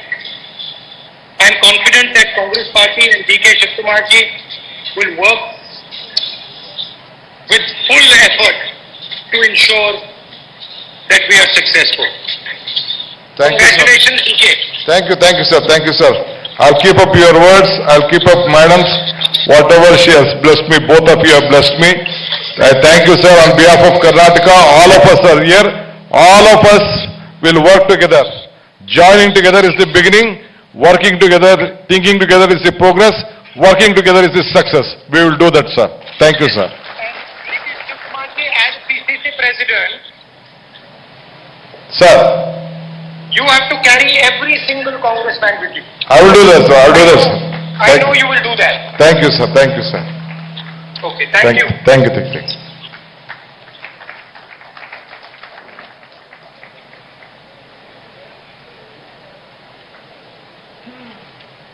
So ಇಷ್ಟು ಹೇಳಿ ನನ್ನ ಮಾತುಗಳನ್ನು ಮುಗಿಸ್ತೇನೆ. ಎಲ್ರಿಗೂ ಒಳ್ಳೇದಾಗ್ಲಿ. ಜೈ ಹಿಂದ್, ಜೈ ಕಾಂಗ್ರೆಸ್. ಸನ್ಮಿತ್ರ ದಿನೇಶ್ ಗುಂಡ್ರಾ ಅವರಿಗೆ ಹೃದಯಪೂರ್ವಕವಾದಂಥ ಧನ್ಯವಾದಗಳು. ಈಗ ಮೊದಲನೇದಾಗಿ ಈ ಕಾರ್ಯಕ್ರಮದಲ್ಲಿ ನೀವೆಲ್ಲ ಸ್ಕ್ರೀನ್ ಮೇಲೆ ಹೋಗ್ತಾ ಇರೋಂಥ ವಿಜುವಲ್ಸ್ ಎಲ್ಲ ನೋಡ್ತಾ ಇದ್ದೀರಿ. ರಾಜ್ಯದ 14,000ಕ್ಕಿಂತ ಹೆಚ್ಚು ಜಾಗಗಳಿಂದ ಜನ ಸಾಮಾಜಿಕ ಜಾಲತಾಣ ಮತ್ತು ನೇರ ಪ್ರಸಾರದ ಮುಖಾಂತರ ಭಾಗವಹಿಸ್ತಾ ಇದ್ದಾರೆ. ಅವರಿಗೆಲ್ಲ ಒಂದು ಸೂಚನೆ ಅಂದರೆ, ಮುಂದೆ ನಡೆಯುವಂಥ 2 ಕಾರ್ಯಕ್ರಮದಲ್ಲಿ ನೀವೆಲ್ಲ ಕೂಡ ಅದರಲ್ಲಿ ಭಾಗಿಯಾಗಬೇಕಾಗ್ತದೆ. ಒಂದು, ಸಂವಿಧಾನದ ಪೀಠಿಕೆಯ ಮೇಲೆ ನಾವೆಲ್ಲ ಕೂಡ ಪ್ರಮಾಣ ಮಾಡುವಂಥದ್ದು. ಎರಡನೇದು, ಕಾಂಗ್ರೆಸ್ ಪ್ರತಿಜ್ಞೆಯನ್ನು ಮಾಡುವಂಥದ್ದು. ಇಡೀ ಕಾರ್ಯಕ್ರಮದಲ್ಲಿ ಇಡೀ ರಾಜ್ಯದ 14,000ಕ್ಕಿಂತ ಹೆಚ್ಚು ಜಾಗದಲ್ಲಿ ಭಾಗವಹಿಸ್ತಾ ಇರೋಂಥವರೆಲ್ಲ ಕೂಡ ನೀವು ಎದ್ದು ನಿಂತು ಪ್ರಮಾಣ ಸ್ವೀಕರಿಸಬೇಕು. ಆ ಸಂದರ್ಭದಲ್ಲಿ ಅದಕ್ಕೋಸ್ಕರ ನಿಮಗೆ ಸೂಚನೆಯನ್ನು ಕೊಡ್ತಾ ಇದ್ದೇನೆ, ತಾವೆಲ್ಲ ಕೂಡ ತಯಾರಾಗಿರಬೇಕು. ಈಗ ಮುಂದಿನ ಕಾರ್ಯಕ್ರಮ ಭಾರತದ ಸಂವಿಧಾನದ ಪೀಠಿಕೆಯ ಮೇಲೆ ನಾವೆಲ್ಲ ಕೂಡ ಪ್ರಮಾಣ ಮಾಡಿ ಅದಕ್ಕೆ ನಾವು ಬದ್ಧರಾಗಿರ್ತೇವೆ ಅನ್ನೋದು ಹೇಳೋದು. ಇಂತಹ ಸಂದರ್ಭದಲ್ಲಿ ಇದರ ಅವಶ್ಯಕತೆ ಏನು ಅಂತ ಅನೇಕರು ಪ್ರಶ್ನೆ ಮಾಡ್ಬೋದು. ಆದರೆ ಇವತ್ತು ಭಾರತದ ಸಂವಿಧಾನ ದೊಡ್ಡದಾಗಿರುವಂಥ ಒಂದು ಸವಾಲನ್ನು ಎದುರಿಸ್ತಾ ಇದೆ. ಅದರ ಅನೇಕ ಅಂಶಗಳ ಬಗ್ಗೆ ಪ್ರಶ್ನಾರ್ಥಕ ಚಿಹ್ನೆಗಳು ಪ್ರಾರಂಭ ಆಗಿದ್ದಾವೆ. ಅದನ್ನು ಬರೆದವರ ಬಗ್ಗೆನೇ ಅನುಮಾನ ವ್ಯಕ್ತಪಡಿಸುವಂಥ ಸಂದರ್ಭಗಳು ಕೂಡ ಬಂದಿದ್ದಾವೆ. ಆ ಕಾರಣದಿಂದಲೇ ಡಾಕ್ಟರ್ ಬಾಬಾ ಸಾಹೇಬ್ ಅಂಬೇಡ್ಕರ್ ಅವರು ಹೇಳಿದ್ರು, ನಮ್ಮ ದೇಶದ ಸಂವಿಧಾನ ಅನೇಕ ರಾಷ್ಟ್ರಗಳ ಅನುಭವವನ್ನು ನೋಡಿ ಅತ್ಯಂತ ಆಳವಾಗಿ ಚರ್ಚೆ ಮಾಡಿ ಅಂಗೀಕಾರ ಆಗಿರುವಂಥದ್ದು. ಅದನ್ನ ಜಾರಿ ಕೊಡುವಂಥ ಸಂದರ್ಭದಲ್ಲಿ ಏನಾದರೂ ಲೋಪಗಳಾದರೆ ಆ ಸಂವಿಧಾನವನ್ನು ನಿರ್ವಹಿಸಲಿಕ್ಕೆ ಯಾರು ಜವಾಬ್ದಾರಿಯನ್ನು ವಹಿಸ್ಕೊಳ್ತಾರೋ ಅವರ ಲೋಪ ಹೊರತು ಸಂವಿಧಾನದ ತಪ್ಪು ಆಗೋದಿಲ್ಲ ಅನ್ನೋ ಮಾತನ್ನು ಹೇಳಿದ್ರು. ಅದನ್ನ ಸಂವಿಧಾನವನ್ನು ಟೀಕೆ ಮಾಡುವಂಥವ್ರು ಅರ್ಥ ಮಾಡ್ಕೊಳ್ಬೇಕು. ಕಾಂಗ್ರೆಸ್ಸಿನ ಅತ್ಯಂತ ಹಿರಿಯ ನಾಯಕರು, ವಿಧಾನ ಪರಿಷತ್ನ ಸಭಾಪತಿಗಳಾಗಿದ್ದಂಥವರು, ರಾಜ್ಯಸಭೆಯ ಉಪಾಧ್ಯಕ್ಷರಾಗಿದ್ದಂಥವರು, ಕೇಂದ್ರ ಸರ್ಕಾರದಲ್ಲಿ ಸಚಿವರಾಗಿ ಕೆಲಸ ಮಾಡಿದಂಥವರು ಸನ್ಮಾನ್ಯ ಕೆ ರೆಹಮಾನ್ ಖಾನ್ ಅವರು. ಸಂವಿಧಾನದ ಪೀಠಿಕೆಯ ಬಗ್ಗೆ ನಮ್ಮ ನಿಷ್ಠೆಯನ್ನು ಪುನರುಚ್ಚಾರ ಮಾಡಲಿಕ್ಕೆ, ಅದನ್ನು ಬೋಧನೆ ಮಾಡಲಿಕ್ಕೆ ಇವರೇ ಸೂಕ್ತ ಅನ್ನೋದನ್ನ ಮಾನ್ಯ ಶಿವಕುಮಾರ್ ಅವರು ತೀರ್ಮಾನ ಮಾಡಿದರು. ಈಗ ಸಂವಿಧಾನದ ಪೀಠಿಕೆಯನ್ನ ಕೆ ರೆಹಮಾನ್ ಖಾನ್ ಅವರು ಓದುವಂತ ಸಂದರ್ಭದಲ್ಲಿ ಎಲ್ಲರೂ ಎದ್ದು ನಿಲ್ಲಬೇಕು. ಅವ್ರು ಏನು ಉಚ್ಚಾರ ಮಾಡ್ತಾರೆ ಅದನ್ನ ಪುನರುಚ್ಚಾರ ಮಾಡಬೇಕು ಮತ್ತು ಇಡೀ ರಾಜ್ಯದ ಎಲ್ಲಾ ಭಾಗದಲ್ಲಿರುವಂತವರು ಕೂಡ ಇದರಲ್ಲಿ ಭಾಗಿಗಳಾಗಬೇಕು ಅಂತೇಳಿ ವಿನಂತಿ ಮಾಡ್ಕೊಳ್ತೇನೆ. ಮಾಸ್ಕ್ ಒಂದು ಸ್ವಲ್ಪ ಕೆಳಗೆ ಮಾಡಿ ರೆಹಮಾನ್ ಖಾನ್ ಸಾಹೇಬ್ರೆ, ಮಾಸ್ಕ್ ಕೆಳಗೆ ಮಾಡಿ ಮಾಸ್ಕ್ ಉಚ್ಚಾರ ಇದಾಗಿ ಮಾಸ್ಕ್ ಕೆಳಗೆ ಮಾಡಿ. ರೆಹಮಾನ್ ಖಾನ್ ಅವರು ಒಂದೊಂದೇ ಪದವನ್ನು ಉಚ್ಚಾರ ಮಾಡ್ತಾ ಹೋಗ್ತಾರೆ, ಅದನ್ನ ತಾವೆಲ್ಲ ಪುನರುಚ್ಚಾರ ಮಾಡಬೇಕು. ಕೈಯೆಲ್ಲ ಮುಂದೆ ಮಾಡಿ ಪ್ರತಿಜ್ಞೆ ಸ್ವೀಕಾರ ಮಾಡುವಂತ ರೀತಿಯಲ್ಲಿ ತಾವೆಲ್ಲ ಕೂಡ ಭಾಗಿಗಳಾಗಬೇಕು ಅಂತೇಳಿ ವಿನಂತಿಯನ್ನು ಮಾಡ್ಕೊಳ್ತೇನೆ. ಈಗ ರೆಹಮಾನ್ ಖಾನ್ ಸಾಹೇಬರು ಪೀಠಿಕೆಯನ್ನು ಓದ್ತಾರೆ. ಭಾರತದ ಪ್ರಜೆಗಳಾದ ನಾವು ಭಾರತವನ್ನು ಸಾರ್ವಭೌಮ ಸಮಾಜವಾದಿ ಜಾತ್ಯತೀತ ಪ್ರಜಾಸತ್ತಾತ್ಮಕ ಗಣರಾಜ್ಯವನ್ನಾಗಿ ರೂಪಿಸುವುದಕ್ಕಾಗಿ ಭಾರತದ ಎಲ್ಲಾ ಪ್ರಜೆಗಳಿಗೆ ಸಾಮಾಜಿಕ ಆರ್ಥಿಕ ಮತ್ತು ರಾಜಕೀಯ ನ್ಯಾಯವನ್ನು ವಿಚಾರ ಅಭಿವ್ಯಕ್ತಿ ನಂಬಿಕೆ ಧರ್ಮ ಮತ್ತು ಉಪಾಸನೆಯ ಸ್ವಾತಂತ್ರ್ಯವನ್ನು ಸ್ಥಾನಮಾನ ಮತ್ತು ಅವಕಾಶಗಳ ಸಮಾನತೆಯನ್ನು ದೊರೆಯುವಂತೆ ಮಾಡುವುದಕ್ಕಾಗಿ ವ್ಯಕ್ತಿ ಗೌರವ ದೇಶದ ಏಕತೆ ಮತ್ತು ಸಮಗ್ರತೆಗಾಗಿ ಎಲ್ಲರಲ್ಲಿ ಭ್ರಾತೃತ್ವ ಭಾವನೆಯನ್ನು ಮೂಡಿಸುವುದಕ್ಕೆ ದೃಢ ಸಂಕಲ್ಪ ಮಾಡಿ ನಮ್ಮ ಸಂವಿಧಾನದ ಸಭೆಯಲ್ಲಿ 1949ನೇ ಇಸ್ವಿಯ ನವೆಂಬರ್ ತಿಂಗಳ 26ನೇ ದಿನದಂದು ಈ ಸಂವಿಧಾನವನ್ನು ನಮಗೆ ನಾವೇ ಅರ್ಪಿಸಿಕೊಂಡು ಅಂಗೀಕರಿಸಿ ಶಾಸನವಾಗಿ ವಿಧಿಸಿಕೊಂಡಿದ್ದೇವೆ. ಧನ್ಯವಾದಗಳು ರೆಹಮಾನ್ ಖಾನ್ ಸಾಹೇಬ್ರೆ. ಭಾಗವಹಿಸಿದಂತ ಎಲ್ಲರೂ ಕೂಡ ಧನ್ಯವಾದಗಳು. ಇಡೀ ರಾಜ್ಯ ಈ ಕಾರ್ಯಕ್ರಮದಲ್ಲಿ ಭಾಗವಹಿಸಿರುವಂತನ್ನ ತಾವೆಲ್ಲ ಕೂಡ ಗಮನಿಸಿದಿರಿ. ಇವತ್ತಿನ ತಂತ್ರಜ್ಞಾನವನ್ನು ಬಳಸಿಕೊಂಡು ಈ ಕಾರ್ಯಕ್ರಮ ಈ ಮಟ್ಟದಲ್ಲಿ ಆಗಬೇಕು ಅಂತೇಳಿ ಯೋಜನೆ ಮಾಡುವಂತಹ ಸಂದರ್ಭದಲ್ಲಿ ನಮ್ಗೆ ಯಾರಿಗೂ ಕೂಡ ಇಷ್ಟು ದೊಡ್ಡದಾದಂಥ ಪರಿಕಲ್ಪನೆ ಇರಲಿಲ್ಲ ಇದು ಹೀಗಾಗ್ತದೆ ಅಂತ. ಈ ಸಂದರ್ಭದಲ್ಲಿ ಇದಕ್ಕೆ ಕಾರಣೀಭೂತರಾದವ್ರನ್ನ ನಾನು ಇಬ್ಬರನ್ನ ಹೆಸರಿಸ್ತಕ್ಕಂಥದ್ದು ನನ್ನ ಕರ್ತವ್ಯ ಅಂತ ಭಾವಿಸ್ತೇನೆ. 2019 ಲೋಕಸಭಾ ಚುನಾವಣೆಯಲ್ಲಿ ಕರ್ನಾಟಕದಿಂದ ಗೆದ್ದಂತ ಬೆಂಗಳೂರು ಗ್ರಾಮಾಂತರದ ಗೆದ್ದಂತ ಏಕೈಕ ಲೋಕಸಭಾ ಸದಸ್ಯ DK ಸುರೇಶ್ ಅವರು ದಯವಿಟ್ಟು ಎಲ್ಲಿದ್ರು ಕೂಡ ಎಲ್ಲಿದ್ದೀರಿ ಕಾಣ್ತಾನೆ ಇಲ್ಲ ನೀವು. ನಿರ್ಲಕ್ಷ್ಯ ಮಾಡ್ತಕ್ಕಂಥವ್ರು ಯಾರೂ ಕೂಡ ಇಲ್ಲ ಅಂತಕ್ಕಂಥದ್ದು ಕೂಡ ನಾವು ಗಮನಿಸಬೇಕಾಗಿರುವಂಥ ಅಂಶ. ಈಗಾಗಲೇ KC ವೇಣುಗೋಪಾಲ್ ಅವರು ನಮ್ಮ ಅಧ್ಯಕ್ಷರಾದಂಥ ನಿಕಟಪೂರ್ವ ಅಧ್ಯಕ್ಷರಾದಂಥ ರಾಹುಲ್ ಗಾಂಧಿ ಅವರು ದಿನೇಶ್ ಗುಂಡೂರಾವ್ ಹೇಳಿದಂಥ ರೀತಿಯಲ್ಲಿ ಒಂದು ರಾಜಕೀಯ ಪಕ್ಷದ ಬೆಳವಣಿಗೆನಲ್ಲಿ ಇತಿಹಾಸದಲ್ಲಿ ಅದರ ನಡೆನಲ್ಲಿ ಅನೇಕ ಸಂದರ್ಭಗಳು ಬರ್ತವೆ. ಶಾಂತಿ ಸಂದರ್ಭಗಳು ಇರ್ತವೆ, ಯುದ್ಧದ ಸಂದರ್ಭಗಳು ಕೂಡ ಇರ್ತವೆ, ಸವಾಲಿನ ಸಂದರ್ಭಗಳು ಕೂಡ ಇರ್ತವೆ. ಶಾಂತಿ ಸಮಯದಲ್ಲಿ ಪಕ್ಷವನ್ನು ಮುನ್ನಡೆಸುವಂಥ ಕೆಲಸವನ್ನು ಅನೇಕ ಜನ ಮಾಡಿದ್ದಾರೆ. ಆದರೆ ಇವತ್ತಿರುವಂಥ ಸವಾಲುಗಳು, ಇವತ್ತಿರುವಂಥ ಪರಿಸ್ಥಿತಿಗಳು, ಇವತ್ತಿನ ರಾಜಕಾರಣ, ಇವತ್ತು ರಾಜಕಾರಣ ನಡೀತಾ ಇರುವಂಥ ರೀತಿ, ಮಾಧ್ಯಮಗಳು ವಹಿಸ್ತಾ ಇರುವಂಥ ಪಾತ್ರ, ಇವೆಲ್ಲ ಸಂದರ್ಭದಲ್ಲಿ ಯಾರು ದಂಡನಾಯಕನಾಗಬೇಕು ಅಂತೇಳಂದ್ರೆ ಯುದ್ಧ ಕಾಲಕ್ಕೆ ಯೋಗ್ಯನಾಗಿರ್ತಕ್ಕಂಥವನೇ, ಕೆಚ್ಚದೆಯಿಂದ ಮುನ್ನಡೆಯುವಂಥವನೇ, ಎಲ್ಲ ಸವಾಲುಗಳನ್ನು ಸ್ವೀಕರಿಸುವಂಥವರೇ ದಂಡನಾಯಕರಾಗಬೇಕು ಅಂತೇಳಿ AICCಯ ತೀರ್ಮಾನ. ಹಾಗೆ 3 ಬಾರಿ ಅಧ್ಯಕ್ಷರಾಗುವಂಥ ಕಾರ್ಯಕ್ರಮಕ್ಕೆ ಅಡ್ಡಿ ಬಂದಂಥ ಸಂದರ್ಭದಲ್ಲೂ ಕೂಡ ಬೇರೆ ಯಾರಾಗಿದ್ರು ಕೂಡ ಈಗಾಗಲೇ ಚಾರ್ಜ್ ತಗೊಂಡ್ಬಿಟ್ಟಿದ್ದೇನೆ ಸಾಕಪ್ಪ ಅಂತ ಹೇಳ್ತಾ ಇದ್ರು. ಆದರೆ ಛಲ ಬಿಡಲಿಲ್ಲ.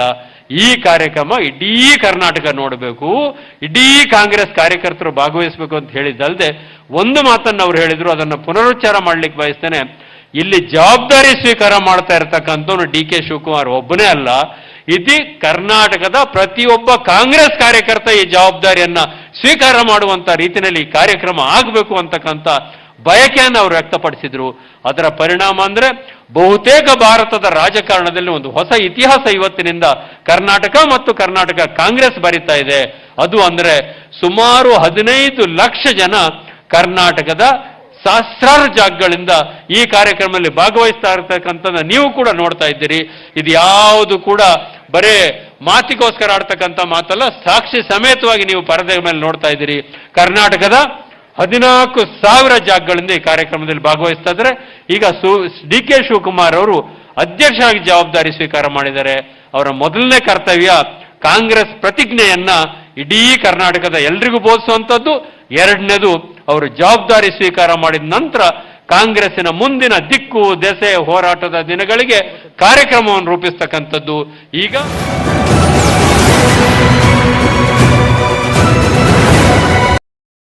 ಇಡೀ ರಾಜ್ಯದ ಮೂಲೆ ಮೂಲೆ ಸ್ವಾಮಿಗಳು ಬಿಟ್ಟು, ಸ್ವಾಮಿಗಳಿಗೆ ಏನು ತೊಂದರೆ ಇಲ್ಲ, ನಾನು ಬಲವಂತ ಮಾಡಿದ್ರೆ ಎಲ್ಲ ಕಾರ್ಯಕರ್ತರು ಎದ್ದು ನಿಂತ್ಕೊಳ್ಬೇಕು. ಹೆಂಗೆ ನಮ್ಮ ಸ್ವಾಮಿ, ಯಾಕಂದ್ರೆ ಬಹಳ ಸ್ವಾಮಿಗಳೆಲ್ಲ ನಿಂತಿದ್ದಾರೆ. ನಮಸ್ಕಾರ. ನಾನು ಭಾರತೀಯ ರಾಷ್ಟ್ರೀಯ ಕಾಂಗ್ರೆಸ್ ಪಕ್ಷದ ನಿಷ್ಠಾವಂತ ಕಾರ್ಯಕರ್ತನಾಗಿದ್ದು ನಮ್ಮ ದೇಶದ ಸಂವಿಧಾನಕ್ಕೆ ಸದಾ ಬದ್ಧನಾಗಿರುತ್ತೇನೆಂದು ಪ್ರಮಾಣ ಮಾಡುತ್ತೇನೆ.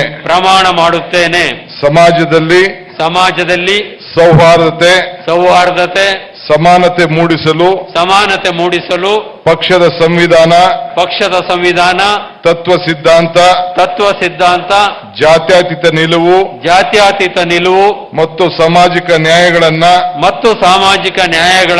ಜಾರಿಗೆ ತರಲು ಸತತವಾಗಿ ಶ್ರಮಿಸುತ್ತೇನೆ. ಪಕ್ಷ ನನಗೆ ಒಪ್ಪಿಸಿರುವ ಜವಾಬ್ದಾರಿಯನ್ನ ಸಮರ್ಥವಾಗಿ ನಿರ್ವಹಿಸಿ ಬೂತ್ ಮಟ್ಟದಲ್ಲಿ ಪಕ್ಷ ಸಂಘಟನೆ ಮಾಡಿ ಕಾಂಗ್ರೆಸ್ ಪಕ್ಷವನ್ನ ಕೇಡರ್ ಆಧಾರಿತ ಪಕ್ಷವನ್ನಾಗಿ ಪರಿವರ್ತಿಸಲು ಶಕ್ತಿ ಮೀರಿ ದುಡಿಯುತ್ತೇನೆ. ರಾಜ್ಯದಲ್ಲಿ ಹಾಗೂ ಕೇಂದ್ರದಲ್ಲಿ ನಮ್ಮ ಪಕ್ಷವನ್ನ ಮತ್ತೆ ಅಧಿಕಾರಕ್ಕೆ ತರಲು ದೃಢ ಸಂಕಲ್ಪ ಮಾಡುತ್ತೇವೆ. ಇದು ನಮ್ಮ ಪ್ರತಿಜ್ಞೆ. ಜೈ ಹಿಂದ್, ಜೈ ಕರ್ನಾಟಕ, ಜೈ ಕಾಂಗ್ರೆಸ್. ಈ ಕಾರ್ಯಕ್ರಮದಲ್ಲಿ ಶಿವಕುಮಾರ್ ಅವರು ಬಂದು ಇಲ್ಲಿ ಎದ್ದು ನಿಂತು ಪ್ರತಿಜ್ಞೆ ಬೋಧಿಸಿ ಭಾಷಣ ಮಾಡುವ ಹಂತಕ್ಕೆ ಅವರಿಗೆ ಜೀವನದುದ್ದಕ್ಕೂ ಸಹಕಾರ ನೀಡ್ತಾ ಇರತಕ್ಕಂಥ ಶಿವಕುಮಾರ್ ಅವರ ಪೂಜ್ಯ ತಾಯಿ ಗೌರಮ್ಮ ಕೆಂಪೇಗೌಡರು ಈ ಸಭೆಯಲ್ಲಿ ಹಾಜರಿದ್ದಾರೆ. ಅವರಿಗೆ ನಾನು ಆಗಲೇ ಸ್ವಾಗತ ಮಾಡಬೇಕಾಗಿತ್ತು. ಅವರನ್ನು ಹೃತ್ಪೂರ್ವಕವಾಗಿ ಈ ಸಂದರ್ಭದಲ್ಲಿ ಸ್ವಾಗತ ಮಾಡ್ತೇನೆ. ಅದೇ ಸಂದರ್ಭದಲ್ಲಿ ಶಿವಕುಮಾರ್ ಅವರ ಜೀವನ ಸಂಗಾತಿಯಾಗಿರ್ತಕ್ಕಂಥ ಉಷಾ ಶಿವಕುಮಾರ್ ಅವರು ಅದೃಷ್ಟಲಕ್ಷ್ಮಿ ಮತ್ತು ಐಶ್ವರ್ಯಲಕ್ಷ್ಮಿ ಎರಡೂ ಆಗಿ ಶಿವಕುಮಾರ್ ಅವರ ಮನೆಯನ್ನು ಸೇರಿದ್ದಾರೆ. ಅವರನ್ನು ಕೂಡ ಈ ಸಮಾರಂಭಕ್ಕೆ ನಾನು ಸ್ವಾಗತವನ್ನು ಮಾಡ್ತೇನೆ. ಸ್ವಾಗತ ಅಮ್ಮ ಇಬ್ಬರಿಗೂ.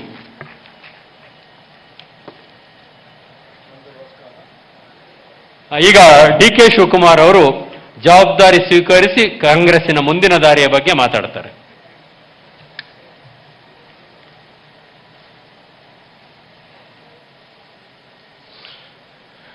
ಎಲ್ಲರಿಗೂ ನಮಸ್ಕಾರ.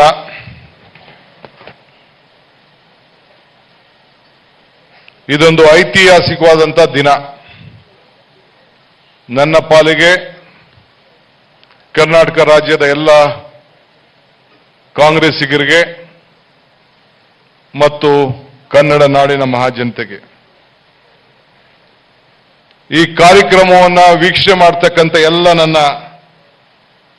ಪೂಜ್ಯ ಸ್ವಾಮೀಜಿಗಳಿಗೆ, ಹಿರಿಯ ನಾಯಕರಿಗೆ ಈ ಸಂದರ್ಭದಲ್ಲಿ ತಾಯಿ ಚಾಮುಂಡೇಶ್ವರಿ, ನನ್ನ ಅಜ್ಜಯ್ಯನವರ ಕನ್ನಡ ನಾಡಿನ ಸಮಸ್ತ ಹರಗುರು ಶರಣಮೂರ್ತಿಗಳು, ಮಠಾಧೀಶರು, ಚರಣ ಕಮಲಗಳಿಗೆ ಸಾಕ್ಷಾಂಗ ನಮಸ್ಕಾರಗಳನ್ನ ಅರ್ಪಿಸಲಿಕ್ಕೆ ನಾನು ಪ್ರಯತ್ನ ಮಾಡ್ತಾ ಇದ್ದೇನೆ. ಸರ್ವಧರ್ಮ ಸರ್ವ ಜಾತಿ ಗುರುಗಳಿಗೆ ಸರ್ವಧರ್ಮ ನಿಮ್ಮ ಆಶೀರ್ವಾದವನ್ನ ಮಾರ್ಗದರ್ಶನ ಸದಾ ನನಗೆ ಇರಲಿ ಅಂತ ಹೇಳಿ ನಾನು ಇವತ್ತು ತಮ್ಮನ್ನೆಲ್ಲ ನೆನೀತಾ ಇದ್ದೇನೆ. ರಾಜ್ಯದ ರಾಷ್ಟ್ರೀಯ ನಾಯಕರಾದಂಥ ಎಲ್ಲ ಹಿರಿಯರು ತಾವೆಲ್ಲ ಇಲ್ಲಿದ್ದೀರಿ. ಇವತ್ತು ವೇದಿಕೆ ಮೇಲೆ ನಮ್ಮ ರಾಷ್ಟ್ರೀಯ ಪಕ್ಷದ ಪ್ರಧಾನ ಕಾರ್ಯದರ್ಶಿಗಳಂತ ವೇಣುಗೋಪಾಲ್ ಸಾಹೇಬರು, ಮಲ್ಲಿಕಾರ್ಜುನ್ ಖರ್ಗೆ ಸಾಹೇಬರು, ಸಿದ್ದರಾಮಯ್ಯನವರು ಸಾಹೇಬರು, SR ಪಾಟೀಲ್ ರವರು, ಮಾಜಿ ಅಧ್ಯಕ್ಷಗಳಾದಂಥ ಪರಮೇಶ್ವರ್ ಅವರು, ತೆಲಂಗಾಣದ ಅಧ್ಯಕ್ಷರಾದಂಥ ಉತ್ತಮ್ ಕುಮಾರ್ ರೆಡ್ಡಿ ಅವರು, ರೆಹಮಾನ್ ಖಾನ್ ಸಾಹೇಬರು, ದಿನೇಶ್ ಗುಂಡೂರಾಯರು, ನಮ್ಮ ದೇಶಪಾಂಡೆ ಸಾಹೇಬರು, ಮುನಿಯಪ್ಪ ಸಾಹೇಬರು, ವೀರಪ್ಪ ಮೊಯ್ಲಿ ಸಾಹೇಬರು, ನಮ್ಮ ವಿರೋಧ ಪಕ್ಷದ ಮತ್ತೊಬ್ಬ ನಾಯಕರಾದ SR ಪಾಟೀಲ್ ರವರು, 3 ಜನ ಕಾರ್ಯದರ್ಶಿಗಳಾದಂಥ ಸಲೀಂ ಅಹಮದ್ ಅವರು, ಜಾರಕಿಹೊಳಿರವರು, ಈಶ್ವರ್ ಖಂಡ್ರೆ ಅವರವರು, ಹರಿಪ್ರಸಾದ್ ರವರು, ರಮೇಶ್ ಕುಮಾರ್ ಅವರು, HK ಪಾಟೀಲ್ ಅವರು, ಹೊರಗಡೆಯಿಂದ ಬಂದಂತ ನಮ್ಮ PCC ಅಧ್ಯಕ್ಷರಂತ ಅಲ್ಗೇರಿ ಅವರು, ನಮ್ಮ ಶೈಜನಾಥ್ ರವರು, ಬಟ್ಟಿ ವಿಕ್ರಮಾದಿತ್ಯರವರು ಮತ್ತು ಬೋಸರಾಜ್ ರವರು, ಯೂತ್ ಕಾಂಗ್ರೆಸ್ಸಿನ ರಾಷ್ಟ್ರೀಯ ಅಧ್ಯಕ್ಷರಾದಂಥ ಶ್ರೀನಿವಾಸ್ ರವರು ಮತ್ತು ಇನ್ನ ಎಲ್ಲ ನಾಯಕರುಗಳು ಇವತ್ತು ಇದ್ದೀರಿ. ಲಕ್ಷಾಂತರ ಮಂದಿ ಇವತ್ತು ಎಲ್ಲ ಈ ಕಾರ್ಯಕ್ರಮವನ್ನೆಲ್ಲ ನೋಡ್ತಾ ಇದ್ದೀರಿ. ನಿಮಗೆಲ್ಲ ತಾಯಿ ಚಾಮುಂಡೇಶ್ವರಿ ಆಶೀರ್ವಾದವನ್ನು ಮಾಡಲಿ.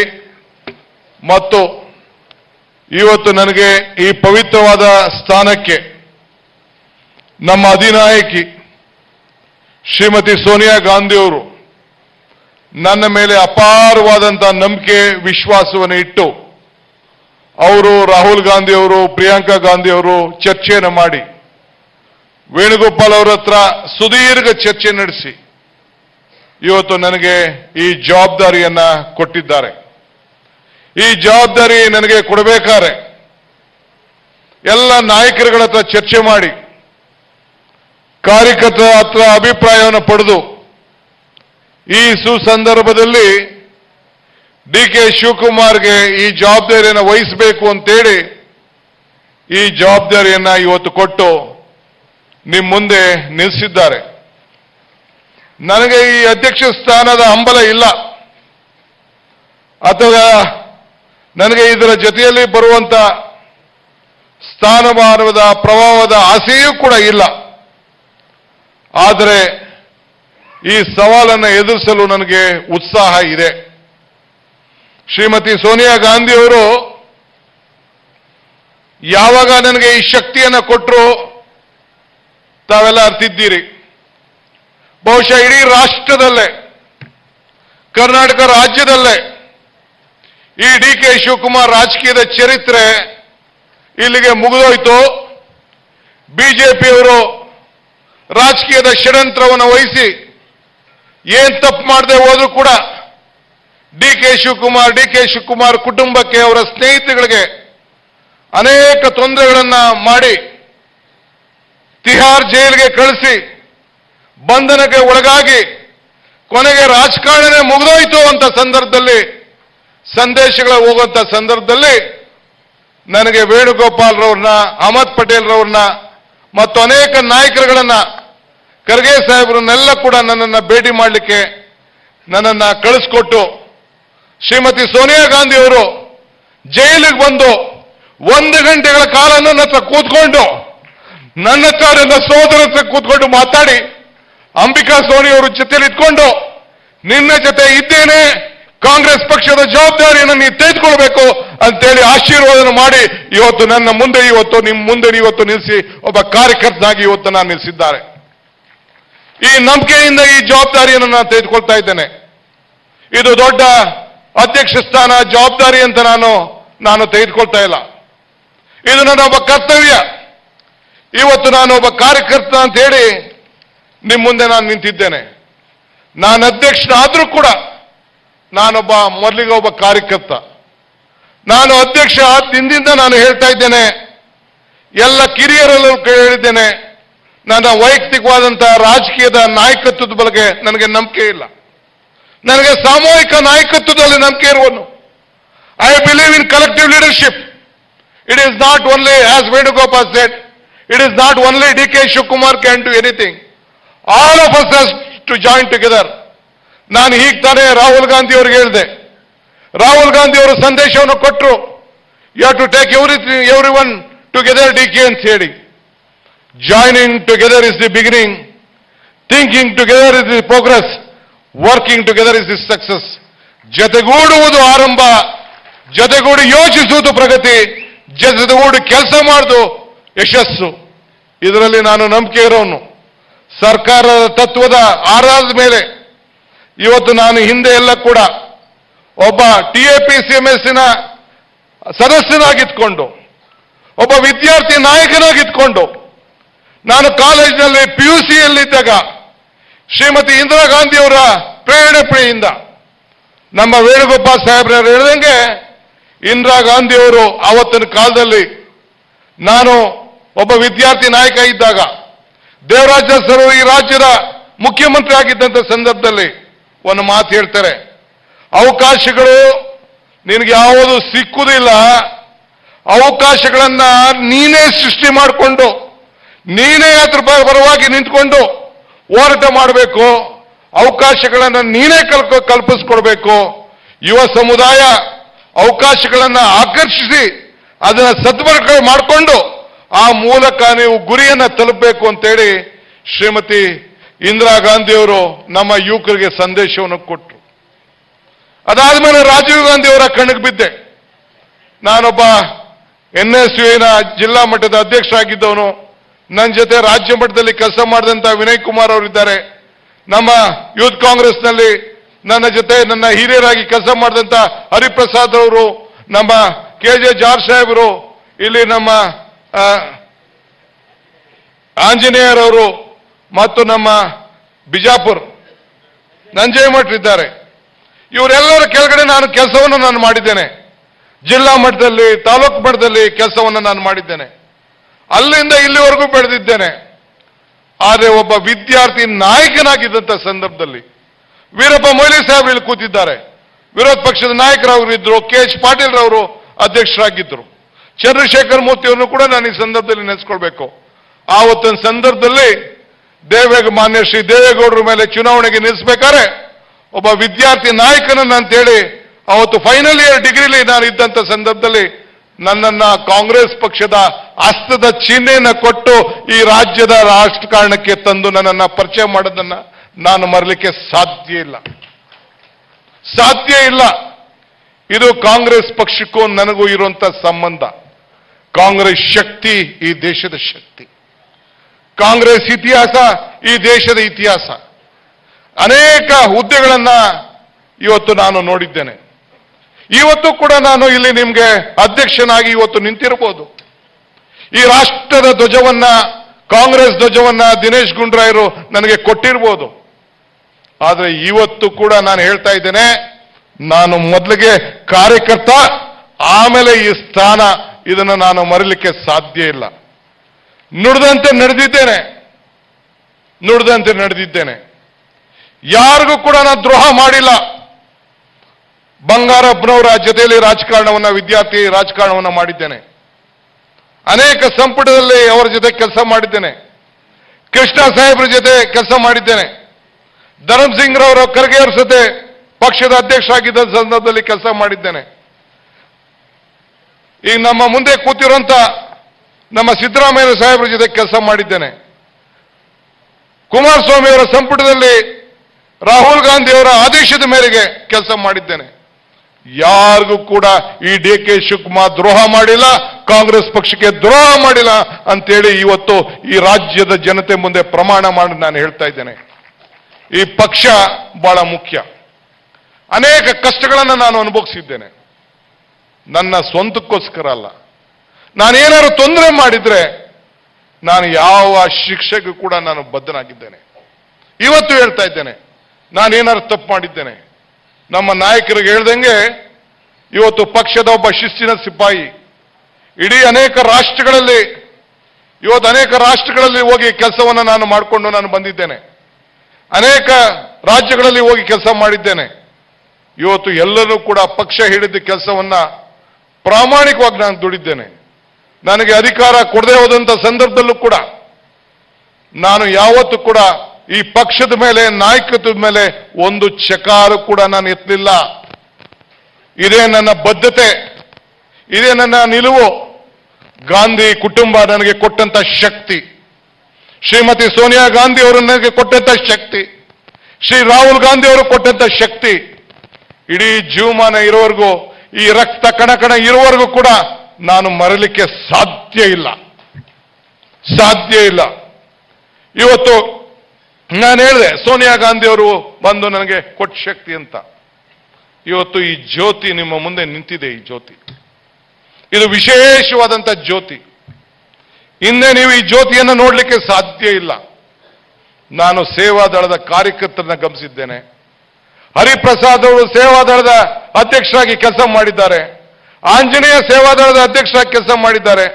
ಈಗ ನಮ್ಮ ಹೆಣ್ಮಗಳು ಸೋದರಿ ಪ್ಯಾರಾಜಾನ್ ಕೆಲಸ ಮಾಡ್ತಾ ಇದ್ದಾರೆ.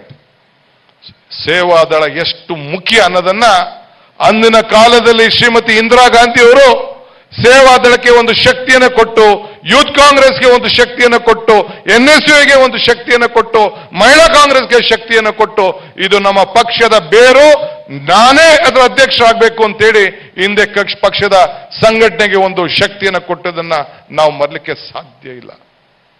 ಇತ್ತೀಚಿನ ದಿನದಲ್ಲಿ ನಾವು ಮರಿತಾ ಇದ್ದೇವೆ.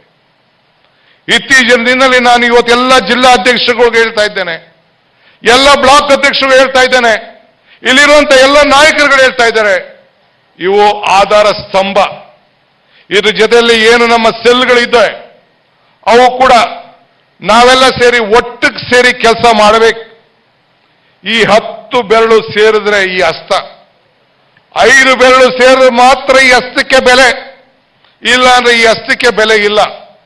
ಇದನ್ನು ನಾವೆಲ್ಲ ಅರ್ಥಕೊಳ್ಬೇಕು. ವಿದ್ಯಾರ್ಥಿ ನಾಯಕರನ್ನ, ಸೇವಾದಳನ, ಮಹಿಳಾ ಕಾಂಗ್ರೆಸ್ ಅವ್ರನ್ನ ಹಿಂದೆ ಯಾವ ರೀತಿ ಯುವಕರನ್ನ ನಾವು ಯಾವ ರೀತಿ ಬಳಸ್ಕೊಳ್ತಾ ಇದ್ದೋ ಅಂತೇಳಿ ನಾನೀಗ ಚರ್ಚೆ ಮಾಡಲಿಕ್ಕೆ ಹೋಗ್ಲಿಕ್ಕೆ ನಾನು ತಯಾರಿಲ್ಲ. ಆದರೆ ಹೊಸ ಅಧ್ಯಾಯ, ಆಯಾಮವನ್ನು ನಾವು ಪ್ರಾರಂಭ ಮಾಡಬೇಕು. ಇವತ್ತು ಜ್ಯೋತಿ ಬೆಳಗಿಸಿದ್ದೀರಿ.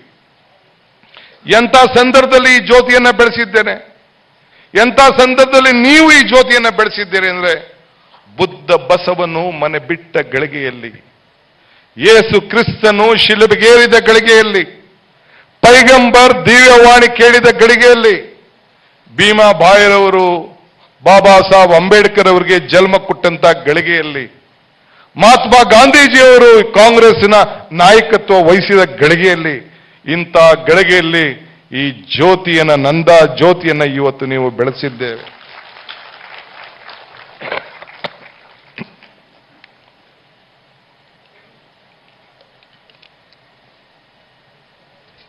ಇದು ನಮ್ಮ ಎಲ್ಲ ಮುಂದಿನ ದಿನಗಳಲ್ಲಿ ಈ ಜ್ಯೋತಿಗೆ ಒಂದು ದೊಡ್ಡ ಶಕ್ತಿ ಬರಬೇಕು. ಈ ಸಂಪ್ರದಾಯ ಈ ರಾಜ್ಯದಲ್ಲಿ ಪ್ರಾರಂಭ ಆಗಬೇಕು. ಏಕೆಂದ್ರೆ ಈ ಎಲ್ಲ ಸಂಘಟನೆಗಳು ನಾವು ಶಕ್ತಿ ಕೊಡಲಿಲ್ಲ ಅಂದ್ರೆ ಸಾಧ್ಯ ಇಲ್ಲ. ನಾನು ಈ ಜವಾಬ್ದಾರಿ ತೆಗೆದುಕೊಂಡು ದಿನ ಹೇಳ್ತಾ ಇದ್ದೇನೆ, ಈ ಪಕ್ಷವನ್ನ ಮಾಸ್ ಬೇಸ್ ಪಾರ್ಟಿಯಿಂದ ಒಂದು ಕೇಡರ್ ಬೇಸ್ ಪಾರ್ಟಿಯಾಗಿ ಪರಿವರ್ತನೆ ಆಗಬೇಕು ಅಂತೇಳಿ, ಬೂತ್ ಮಟ್ಟದ ಕಾರ್ಯಕರ್ತರಿಗೆ ಶಕ್ತಿ ಕೊಡಬೇಕು ಅಂತೇಳಿ. ಕೇರಳ ಮಾಡೆಲ್ ಇದೆ, ಕೇರಳದಲ್ಲಿ ತಂದೆ ಆದಂತ ಒಂದು ಮಾಡೆಲ್ ಇದೆ. ಆ ಕೇರಳ ಮಾಡೆಲ್ ಅಲ್ಲಿ ಏನಂತ ಅಂದ್ರೆ, ಎಷ್ಟೇ ದೊಡ್ಡ ನಾಯಕರಾಗಿದ್ರು ಕೂಡ ತನ್ನ ಬೂತ್ ನಿಂದನೇ ಪ್ರತಿನಿಧಿಯಾಗಿ ಬರಬೇಕು. I am telling Venuji, we have to follow the Kerala model. I am bringing some of my leaders to Kerala. I want to show any big leader who want to come to the PCC, DCC, first he should represent his booth, then only the booth will be strengthened. ಅವರಿಗೆ ನಾವು ಶಕ್ತಿ ಕೊಡುವಂತ ಕೆಲಸವನ್ನ ನಾವು ಮಾಡಬೇಕು. ಇದಕ್ಕೆ ಈಗಾಗಲೇ ನಾನು ಕಾರ್ಯಕ್ರಮವನ್ನು ನಾನು ರೂಪಿಸ್ತಾ ಇದ್ದೇನೆ. ಆದ್ರಿಂದ ಇವತ್ತು ನಾನು ತಮಗೆಲ್ಲ ಕೇಳೋದು ಇಷ್ಟೇ, ಇವತ್ತು ಈ ಪಕ್ಷ ನಾವೆಲ್ಲ ಕೂಡ ಎಷ್ಟೇ ದೊಡ್ಡ ವ್ಯಕ್ತಿಗಳು ಆದ್ರೂ ಕೂಡ ನಾವು ಮುಂದಿನ ದಿನದಲ್ಲಿ ಒಂದು ಪಕ್ಷಕ್ಕೆ ಎಲ್ಲರಿಗೂ ಕೂಡ ಸ್ಥಾನಮಾನ ಸಿಗೋ ರೀತಿಯಲ್ಲಿ ಕಾರ್ಯಕ್ರಮವನ್ನು ನಾವು ರೂಪಿಸೋಣ. ನಾನು ಏನೇ ತೀರ್ಮಾನವನ್ನು ಮಾಡಿದ್ರು ಕೂಡ ವೈಯಕ್ತಿಕವಾಗಿ ಡಿ ಕೆ ಶಿವಕುಮಾರ್ ತೀರ್ಮಾನ ಮಾಡೋದಿಲ್ಲ. ನನಗೆ ಯಾವ ಗುಂಪುಗಾರಿಕೆ ಬಗ್ಗೆ ನನಗೆ ನಂಬಿಕೆ ಇಲ್ಲ, ಯಾವ ಧರ್ಮ ಜಾತಿ ಬಗ್ಗೆ ನನಗೆ ನಂಬಿಕೆ ಇಲ್ಲ. ನನಗೆ ನಂಬಿಕೆ ಇರುವುದು ಕಾಂಗ್ರೆಸ್ ಧರ್ಮ, ಕಾಂಗ್ರೆಸ್ ಜಾತಿ, ಕಾಂಗ್ರೆಸ್ ಗುಂಪು ಅನ್ನೋದನ್ನ ಮರೀಲಿಕ್ಕೆ ಸಾಧ್ಯ ಇಲ್ಲ.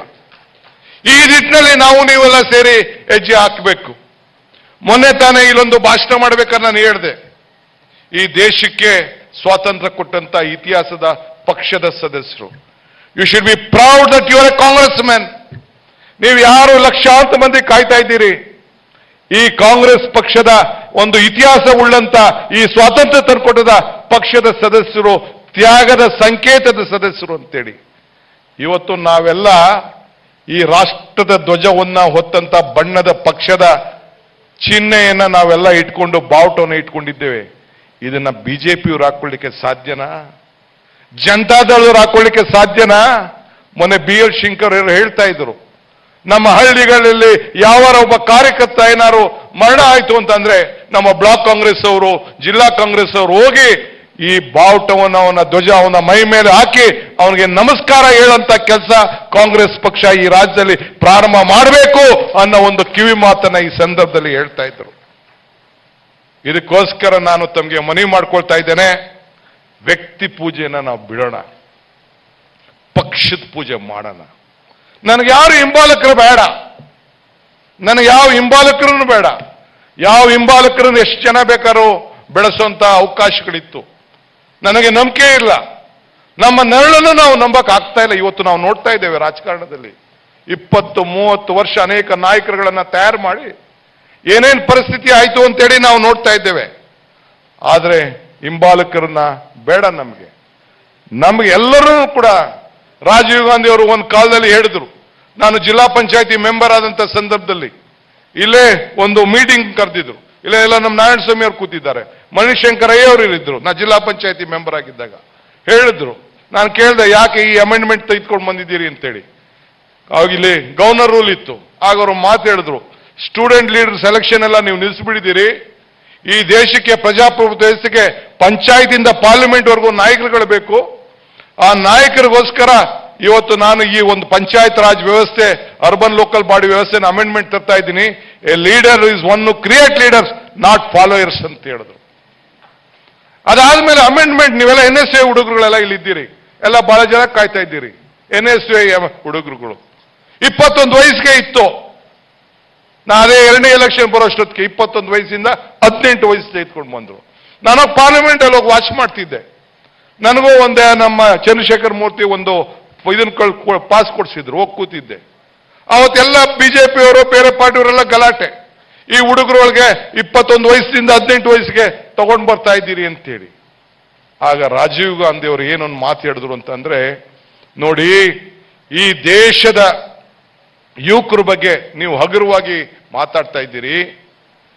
18 ವರ್ಷದಿಗೆ ಮತದಾನನ ಇಳಿಸಬೇಕು ಅಂತೇಳಿ ನಾನು ಹೇಳ್ತಾ ಇದ್ದೇನೆ. ಆದ್ರೆ 16ನೇ ವರ್ಷಕ್ಕೆ ನಾವು ಯುವಕರನ್ನ SLC ಆದ್ಮೇಲೆ ನಾವು ಈ ದೇಶವನ್ನ ರಕ್ಷಣೆ ಮಾಡುವಂತ ಹೇಳಿ ನಮ್ಮ ಸೇನಾನಿಗಳಾಗಿ ಅವ್ರನ್ನ ಆಯ್ಕೆ ಮಾಡ್ತೀವಿ. 14 ವರ್ಷ ಆದ ತಕ್ಷಣ ಈ ಭಾರತದ ಬಾರ್ಡರ್ನ ಕಾಯ್ಲಿಕ್ಕೋಸ್ಕರ ಪಾಕಿಸ್ತಾನ ಬಾರ್ಡರ್ ಅಲ್ಲಿ, ಚೈನಾ ಬಾರ್ಡರ್ ಅಲ್ಲಿ, ಬೇರೆ ಬೇರೆ ಬಾರ್ಡರ್ ಅಲ್ಲಿ, ಬರ್ಮಾ ಬಾರ್ಡರ್ ಅಲ್ಲಿ ಬಂದೂಕ ಕೊಟ್ಕೊಟ್ಟು ಈ ದೇಶವನ್ನ ರಕ್ಷಣೆ ಮಾಡುವಂತ ನಾವು ನಿಲ್ಸ್ಕೊಳ್ತಾ ಇದ್ದೇವೆ. ಅಂತ ಯುವಕರನ್ನ ನಾವು ನಂಬಲಿಲ್ಲ ಅಂತಂದ್ರೆ ಈ ಪ್ರಜಾಪ್ರಭುತ್ವ ವ್ಯವಸ್ಥೆಯಲ್ಲಿ ಹಂಗೆ ಯಾರನ್ನ ನಾವು ನಂಬಿಕೊಟ್ಟು ಬಂದೂಕ ಕೊಟ್ಟು ನಿಲ್ಲಿಸಿದ್ದೇವೆ, ಅವ್ರನ್ನ ಪ್ರಜಾಪ್ರಭುತ್ವ ವ್ಯವಸ್ಥೆಯಲ್ಲಿ ಪಾರ್ಲಿಮೆಂಟ್ಗೆ, MLAಗೆ, ಜಿಲ್ಲಾ ಪಂಚಾಯತಿಗೆ, ಕಾರ್ಪೊರೇಷನ್ಗೆ ಅವರ ಮತದಾನದ ಹಕ್ಕನ್ನು ಕೊಡಬೇಕು ಅಂತ ಹೇಳ್ದಂತ ರಾಜೀವ್ ಗಾಂಧಿಯವರ ಶಕ್ತಿ, ಯುವಕರ ಮೇಲೆ ಇದ್ದಂತ ಶಕ್ತಿನ ನಾವು ಮರಲಿಕ್ಕೆ ಸಾಧ್ಯ ಇಲ್ಲ. ಎಷ್ಟೋ ಜನ ಯುವಕರುಗಳನ್ನ ಇಡೀ ದೇಶದ ಉದ್ದಗಲಕ್ಕೂ ಕೂಡ ತಯಾರು ಮಾಡಿದ್ದಾರೆ. ಎಷ್ಟೋ ಜನ ನಾಯಕರುಗಳನ್ನ ತಯಾರು ಮಾಡಿದ್ದಾರೆ. ಇವತ್ತು ಏನು ಈ ಮಾಹಿತಿ ತಂತ್ರಜ್ಞಾನ ಇದೆ, ಈ ಮಾಹಿತಿ ತಂತ್ರಜ್ಞಾನಕ್ಕೆ ಫೌಂಡೇಶನ್ ಹಾಕಿದ್ದೇ ರಾಜೀವ್ ಗಾಂಧಿ ಅವರು. ಯಾರು ಇಲ್ಲ ಅನ್ಲಿಕ್ಕೆ ಸಾಧ್ಯ ಇಲ್ಲ, ಯಾರು ಇಲ್ಲ ಅನ್ಲಿಕ್ಕೆ ಸಾಧ್ಯ ಇಲ್ಲ. ಅಂತ ಪ್ರೇರೇಪಣೆಯಿಂದ ಇವತ್ತು ನಾನು ಇಲ್ಲಿ ನಿಂತಿದ್ದೇನೆ. ಆದ್ರಿಂದ ಯಾರೇ ಎಷ್ಟು ತೊಂದರೆ ಕೊಡ್ಲಿ, ಏನೇ ಮಾಡಲಿ, ಯಾವ ಆಮಿಷನೇ ಕೊಟ್ಟಿರ್ಲಿ, ಎಷ್ಟು ಕೇಸೇ ಹಾಕಿರ್ಲಿ, ಯಾವ ಜೈಲಿಗೆ ಹಾಕಿರ್ಲಿ, ಮೊನ್ನೆ ಪೆಟ್ರೋಲ್ ಡೀಸೆಲ್ ಬೆಲೆಗೆ ಹೋರಾಟ ಮಾಡಿದ್ರು ಪಾಪ ಕೇಸ್ ಹಾಕಿದ್ದಾರೆ. ಬಹಳ ಸಂತೋಷ. ನನಗೂ ಗೊತ್ತಿದೆ ಮುಂದಕ್ಕೂ ಕೂಡ ಪಾಪ ಬೇಕಾದಷ್ಟು ಎಲ್ಲ ಇಡಿ ಆಯ್ತು, ಎಕನಾಮಿಕ್ ಅಫೆನ್ಸ್ ಆಯ್ತು, ಇನ್ನೊಂದು ಇನ್ಕಮ್ ಟ್ಯಾಕ್ಸ್ ಆಯ್ತು, ಪಾಪ ಸಿಬಿಐಗೂ ಪರ್ಮಿಷನ್ ಕೊಟ್ಟಿದ್ದಾರೆ. ಇರಲಿ, ಯಾವುದು ಏನ್ ತೊಂದರೆ ಇಲ್ಲ. ಈ DK ಶಿವಕುಮಾರ್ ಜಗ್ಗೋ ಮಗ ಅಲ್ಲ. ಕೆಲವರು ಯಾರೋ ನನ್ನ ಕನಕಪುರದ ಬಂಡೆ ಅಂತ ತೋರಿಸ್ತಾರೆ. ನನಗೆ ಬಂಡೆ ಅಲ್ಲ. ನಾನು ಕನಕಪುರದ ಬಂಡೆ ಆಗ್ಲಿಕ್ಕೆ ನನಗೆ ಇಷ್ಟ ಇಲ್ಲ. ಬಂಡೆ ಕಲ್ಲು, ಅದು ಪ್ರಕೃತಿ.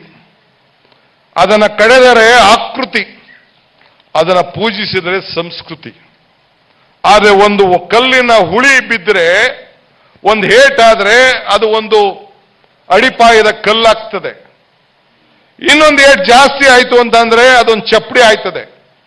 ಇನ್ನೊಂದು ಏಟ್ ಜಾಸ್ತಿ ಆಯ್ತದೆ ಅದನ್ನ ದ್ವಾರಪಾಲಕದ ಒಂದು ಕಂಬ ಇದನ್ನಾಗ್ತದೆ. ಇನ್ನೊಂದು ಕಡೆ ಆದ್ರೆ ಎದುರ ಕಡೆ ಇರುವಂತಹ ದೇವಸ್ಥಾನದ ಕಡೆ ಇರುವಂತಹ ಒಂದು ಕಂಬವಾಗಿ ನಿಂತ್ಕೊಳ್ತದೆ. ಇನ್ನು ಜಾಸ್ತಿ ಏಟು ಬಿದ್ದರೆ ಅದು ಮೂರ್ತಿಯಾಗಿ ಶಿಲೆ ಆಗ್ತದೆ. ನನಗೆ ಶಿಲೆ ಆಗ್ಲಿಕ್ಕೆ ಇಷ್ಟ ಇಲ್ಲ. ಆ ವಿಧಾನಸೌಧದ ಮೆಟ್ಲ ಮೇಲೆ ಇರುವಂತ ಚಪ್ಪಡಿಯಾಗಿ ನೀವೆಲ್ಲ ನಡ್ಕೊಂಡು ಹೋಗಿ ವಿಧಾನಸೌಧದ 3ನೇ ಮೆಟ್ಲಿಗೆ ಮುಟ್ಟಿದ್ರೆ ಸಾಕು, ಆ ಚಪ್ಪಡಿ ಆದ್ರೆ ಸಾಕು. ಈ DK ಶಿವಕುಮಾರ್ ಅಷ್ಟು ಆದ್ರೆ ಸಾಕು. ಇದರಲ್ಲಿ ನಾನು ತೃಪ್ತಿ ಪಡೋನು. ಈ ರಾಜ್ಯದಲ್ಲಿ ಮತ್ತೆ ಕಾಂಗ್ರೆಸ್ ಪಕ್ಷ ಅಧಿಕಾರಕ್ಕೆ ಬರಬೇಕು.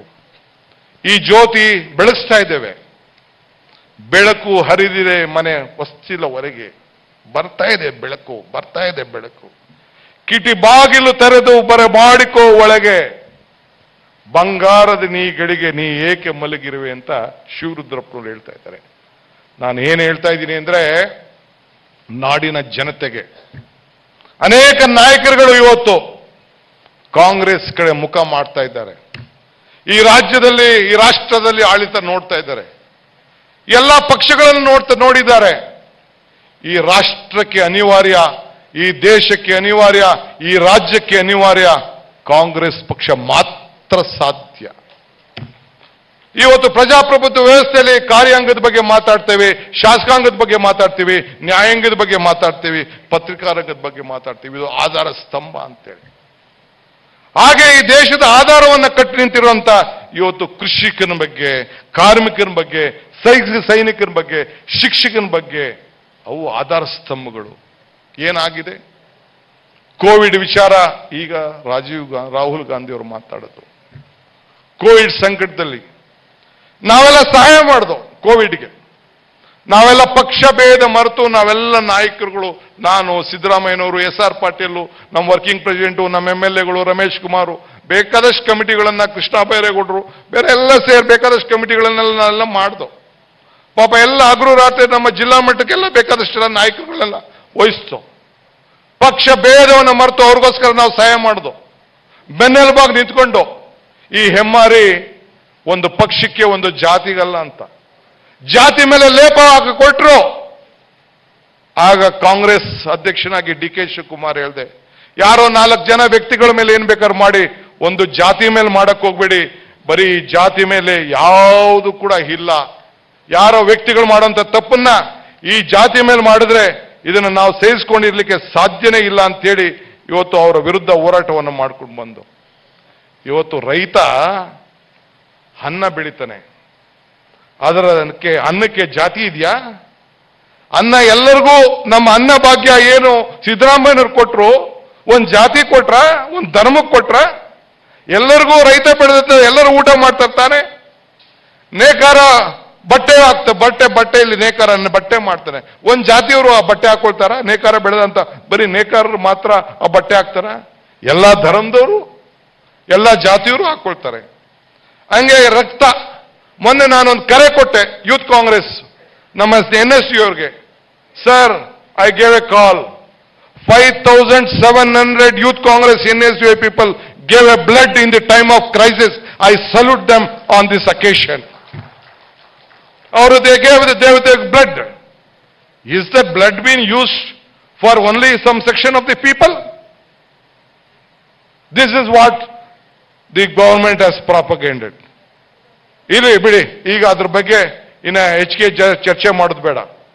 ಆದರೆ ಇವತ್ತು ಕೋವಿಡ್ ಸಂದರ್ಭದಲ್ಲಿ ಈ ರಾಜ್ಯದಿಂದ ನಾವು ನಮ್ಮ ಕಾರ್ಯಕರ್ತರು ಇಡೀ ರಾಜ್ಯದ ಉದ್ದಗಲಕ್ಕೂ ಕೂಡ ಬಿಜೆಪಿ ಸರ್ಕಾರ ಇದ್ದಂಥ ಸಂದರ್ಭದಲ್ಲಿ ಕೊಟ್ಟಂತ ಸಹಾಯ, ಹಣಕಾಸು, ಹೋರಾಟ ಮಾಡಿದಂಥ ಸೇವೆ, ಮಾಡಿದಂಥ ಇದನ್ನ ಯಾರು ಮರಲಿಕ್ಕೆ ಸಾಧ್ಯ ಇಲ್ಲ. ಇವತ್ತು ನಾನು ಹೇಳಿದೆ, ಕೃಷಿಕ ಅಂತ ಮಾತಾಡ್ತಿದ್ದೆ ನಾನು. ಒಬ್ಬ ಕೃಷಿಕ ಆಧಾರ ಸ್ತಂಭ ಅಂತ, ಒಬ್ಬ ಕಾರ್ಮಿಕ ಆಧಾರ ಸ್ತಂಭ ಅಂತ ನಾನು ಹೇಳಿದೆ. ಅಲ್ಲ ಸ್ವಾಮಿ, ಮಾನ್ಯ ಶ್ರೀ ಮುಖ್ಯಮಂತ್ರಿಗಳೇ, ರೈತ ಬೆಳೆದಂತ ಬೆಳೆಗೆ ಒಂದು ಬೆಲೆ ಕೊಡ್ಸಕ್ಕಾಗ್ಲಿಲ್ಲ, ಒಂದು ಮಾರ್ಕೆಟ್ ಒದಗಿಸ್ಕೊಡಕ್ಕಾಗ್ಲಿಲ್ಲ. ನೀವು ಅನೌನ್ಸ್ಮೆಂಟ್ ಮಾಡಿದ್ರಿ, ನಾವು ಕೇಳಿದ ಮೇಲೆ ಕೂಡ ಅನೌನ್ಸ್ಮೆಂಟ್ ಮಾಡಿದ್ರು, ಆಗ್ಲಿಲ್ವಲ್ಲ. ಹೋಗಿ ನಾವು ಹೋದ್ರೆ, ನಮ್ಮ MP ಕ್ಷೇತ್ರಕ್ಕೆ ಹೋದ್ರೆ, ಬೇರೆ ಕಡೆಗೆ ಹೋದ್ರೆ ₹2 ಕ್ಯಾರೆಟ್ ತಗೊಳ್ಳಿ ಅಂತ ಹೇಳಿದ್ರು, ₹5 ಬದನೆಕಾಯಿ ತೆಗೆದುಕೊಳ್ಳಿ ಅಂತ ಹೇಳಿದ್ರು. ನಾನು ಕೃಷ್ಣ ಬೈರೇಗೌಡ ಹೋದ್ರೆ ₹70 ತರಕ್ಷಿಣ ಬರೀ ₹5 ತಗೊಳ್ಳಿ ಅಂತ ಹೇಳಿದ್ರು. ಶಿವಣ್ಣನ ಕ್ಷೇತ್ರಕ್ಕೆ ಹೋದ್ರೆ ₹70 ಇದ್ದಿದ್ದ ಇದನ್ನ ಮೆಣಸಿನಕಾಯಿನ ₹5 ತೆಗೆದುಕೊಳ್ಳಿ ಅಂತ ಹೇಳಿದ್ರು. ಆಗ DK ಶಿವಕುಮಾರ್, DK ಸುರೇಶ್, ಕಾರ್ಯಕರ್ತರು ಎಲ್ಲ ಹೊರಟು ₹100 ಕೋಟಿ ವೆಚ್ಚದ ತರಕಾರಿಯನ್ನ ಖರೀದಿ ಮಾಡಿ ಇಡೀ ರಾಜ್ಯಕ್ಕೆ ಒಂದು ಸಮಲೋತನವನ್ನ ಮಾಡಿದ್ರು. ಉಗ್ರಪ್ಪನವರ ಮಾರ್ಗದರ್ಶನದಲ್ಲಿ, ನಮ್ಮ ಸಹಕಾರದಿಂದ ನಮ್ಮ ಸಿದ್ದರಾಮಯ್ಯ ಸಾಹೇಬರು, SR ಪಾಟೀಲ್ ಸಾಹೇಬರು ಒಂದು ಮೀಟಿಂಗ್ ಕರೆದಿದ್ರು. ರೈತ ಸಂಘದವ್ರು ಹೇಳಿದ್ರು, ಕೆಲವು ಬಂದಿರ್ಬೇಕು, ನಾನು ಆಹ್ವಾನ ಮಾಡಿದ್ದೆ ರೈತ ಸಂಘದವ್ರಿಗೆ, ನಮ್ಮ ಇವ್ರಿಗೂ ಆಹ್ವಾನ ಮಾಡಿದ್ದೆ, ಬಂದಿರ್ಬೇಕು ಇಲ್ಲಿ ನಮ್ಮ ಕನ್ನಡ ಚಳುವಳಿಗಾರರಿಗೆ ಕರೆಸಿದ್ದೆ ನಾನು. ಬಂದಿದ್ದಾರೋ ಏನೋ ಗೊತ್ತಿಲ್ಲ ನನಗೆ. ಅವ್ರು ಹೇಳ್ತಾ ಇದ್ರು, ಇವತ್ತು ಕಾಂಗ್ರೆಸ್ ಪಕ್ಷ ಇಡೀ ರೈತನ ಪರವಾಗಿ ನಿಂತ್ಕೊಂಡು ಈ ಬಿಜೆಪಿ ಸರ್ಕಾರಕ್ಕೆ ಒಂದು ದೊಡ್ಡ ಸಂದೇಶವನ್ನು ಕಳಿಸಿ ಬೆಲೆಯ ಒಂದು ಸಮತೋಲನವನ್ನು ಇವತ್ತು ನೀವು ಮಾಡಿದ್ದೀರಿ ಅಂತ ಹೇಳಿದ್ರು. ಆದ್ರಿಂದ ಈ ಸಂದರ್ಭದಲ್ಲಿ, ಎಲ್ಲ ಸಂದರ್ಭದಲ್ಲೂ ಕೂಡ ಪಾಪ ಕಾರ್ಮಿಕರು, ಈ ದೇಶವನ್ನು ಕಟ್ಟಂತ ನಮ್ಮ ಏನು ಒಂದು ಸಮುದಾಯ ಇತ್ತು, ಕಾರ್ಮಿಕರು, ಅಸಂಘಟಿತ ಕಾರ್ಮಿಕರು, ಪಾಪ ಹಳ್ಳಿಯಿಂದ ಬಂದು ಬೆಂಗಳೂರಿನಲ್ಲಿ ಕೆಲಸ ಮಾಡ್ತಿದ್ದವರು, ವಡಗರ ರಾಜ್ಯದಿಂದ ಬಂದು ಕೆಲಸ ಮಾಡ್ತಿದ್ದವರು, ಅವ್ರನ್ನ ನೋಡಿದಂಥ ರೀತಿ, ಫುಡ್ ಕಿಟ್ ಕೊಡಕ್ಕಾಗ್ಲಿಲ್ಲ, ಅವ್ರಿಗೆ ಹಣ ಕೊಡಕ್ಕಾಗ್ಲಿಲ್ಲ. ಕೊಟ್ಟಂತ ಫುಡ್ ಕಿಟ್ ಅನ್ನ ನೀವು ನಿಮ್ಮ ಫೋಟೋ ಹಾಕೊಂಡು ನಿಮ್ಮ ಕಾರ್ಯಕರ್ತರಿಗೆ ನೀವು ಹಂಚ್ಕೊಂಡಿಲ್ಲ ಅಂದ್ರೆ ಅವ್ರು ಯಾಕ್ರಿ ಹೋಗ್ತಿದ್ರು? ಇಡೀ ಪ್ರಪಂಚದಲ್ಲಿ ಇಷ್ಟು ಸಾವಿರಾರು ಕೋಟಿ ರೂಪಾಯಿ ದುಡ್ಡು, ಲಕ್ಷಾಂತರ ಕೋಟಿ ದುಡ್ಡನ್ನ ಬರೀ ಕಾರ್ಯಕರ್ತರಿಗೆ ಹಂಚಕ್ಕೆ ಬಳಕೆ ಮಾಡ್ಕೊಂಡ್ರಲ್ಲ, ನ್ಯಾಯನ ಸ್ವಾಮಿ ಇದು? ಅನೇಕ ಸಂದರ್ಭದಲ್ಲಿ ನಾವು ಹೇಳಿದ್ದೇವೆ. ಆದ್ರೆ ನಾವು ಸುಮ್ಮನೆ ಕೂತ್ಕೊಳ್ಳೋದಿಲ್ಲ.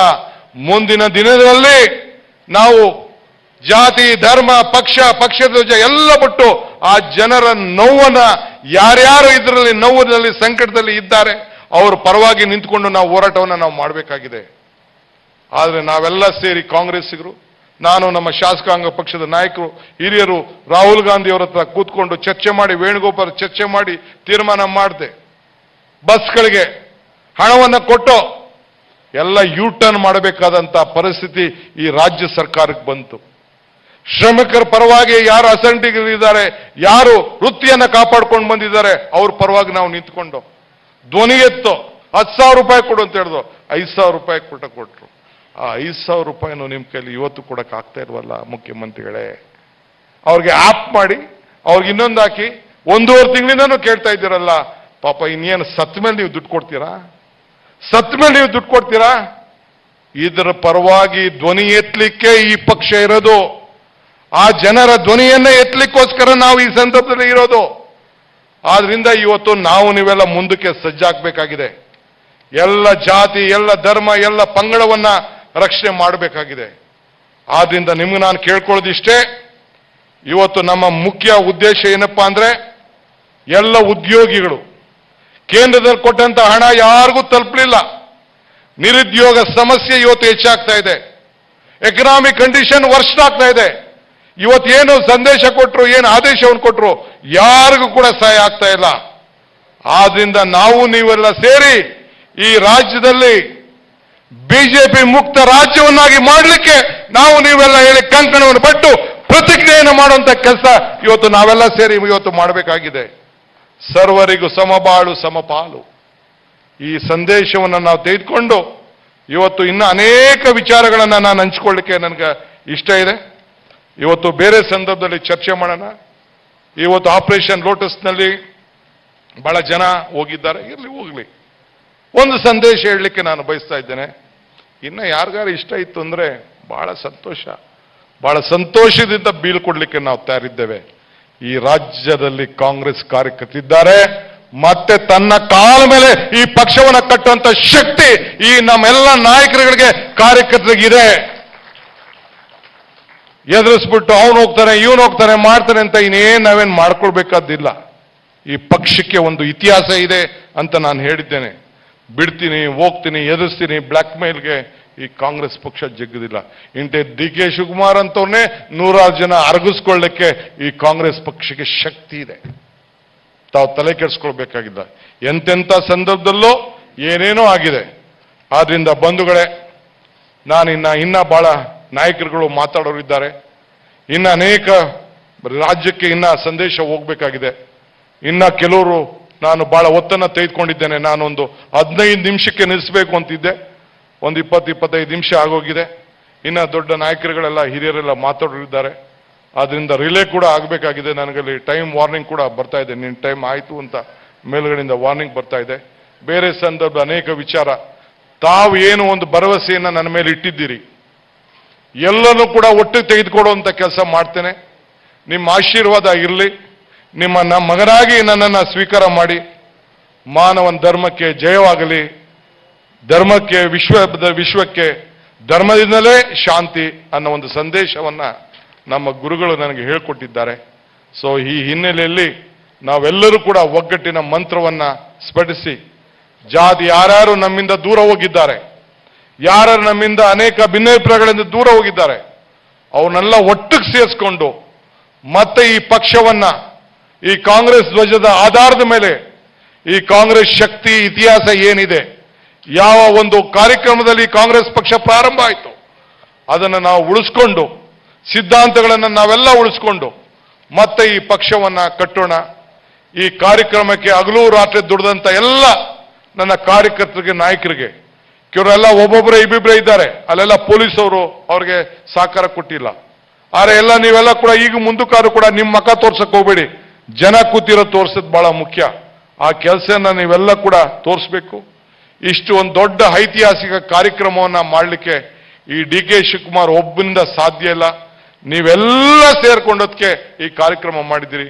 ಹಳ್ಳಿಗೆ ಹೋಗಿ ಸುಮಾರು 400 ಜನ ಕಾರ್ಯಕರ್ತರು, ನಮ್ಮ ಮುಖಂಡಗಳು ಹೋಗಿ ಅಲ್ಲಿ ಸ್ಪಾಟ್ನಲ್ಲಿ ಕೆಲಸ ಮಾಡ್ತಾ ಇದ್ದಾರೆ. ಜಿಲ್ಲಾಧ್ಯಕ್ಷರು ಕೆಲಸ ಮಾಡ್ತಾ ಇದ್ದಾರೆ, ಶಾಸಕರುಗಳು ಕೆಲಸ ಮಾಡ್ತಾ ಇದ್ದಾರೆ, ಮಾಜಿ ಶಾಸಕರು ಕೆಲಸ ಮಾಡ್ತಾ ಇದ್ದಾರೆ. ಈ ರಾಷ್ಟ್ರದಲ್ಲಿ ಒಂದು ಇತಿಹಾಸವನ್ನ ನಾವು ನಿರ್ಮಾಣ ಮಾಡಿದ್ದೀರಿ. ನಿಮ್ಮ ಇತಿಹಾಸ ನನ್ನ ಇತಿಹಾಸ ಅಲ್ಲ, ನನ್ನ ಶಕ್ತಿ ಅಲ್ಲ, ನಿಮ್ಮ ಶಕ್ತಿ. If you are strong, Congress is strong. If you are weak, Congress is weak. ನನ್ನ ದೇಹ ನಿಮಗೆ ಶಕ್ತಿಶಾಲಿಯಾಗಿ ಮಾಡೋದು, ನಿಮ್ಮನ್ನ ನಾಯಕರಾಗಿ ಮಾಡೋದು, ಇದು ನಮ್ಮೆಲ್ಲರ ದೇಹ. ಎಲ್ಲ ಭಿನ್ನಾಭಿಪ್ರಾಯಗಳಲ್ಲಿ ಯಾವುದೂ ಇಲ್ಲ. ನಾವೆಲ್ಲ ಒಗ್ಗಟ್ಟಿನಿಂದ ಈ ರಾಜ್ಯಕ್ಕೋಸ್ಕರ ನಿಮ್ಮನ್ನ ಮತ್ತೆ ವಿಧಾನಸೌಧಕ್ಕೆ ಮೆಟ್ಲೇರುವಂತ ಕೆಲಸ ಆಗಿ, ಆ ಮೆಟ್ಲಿನ ಚಪ್ಪಡಿ ಆಗಿ ನಿಮ್ಮ ಸೇವೆಯನ್ನು ನಾನು ಮಾಡ್ತೇನೆ ಅನ್ನೋ ಮಾತನ್ನು ಹೇಳಿ ನನ್ನ ಮಾತನ್ನು ಮುಗಿಸ್ತೇನೆ.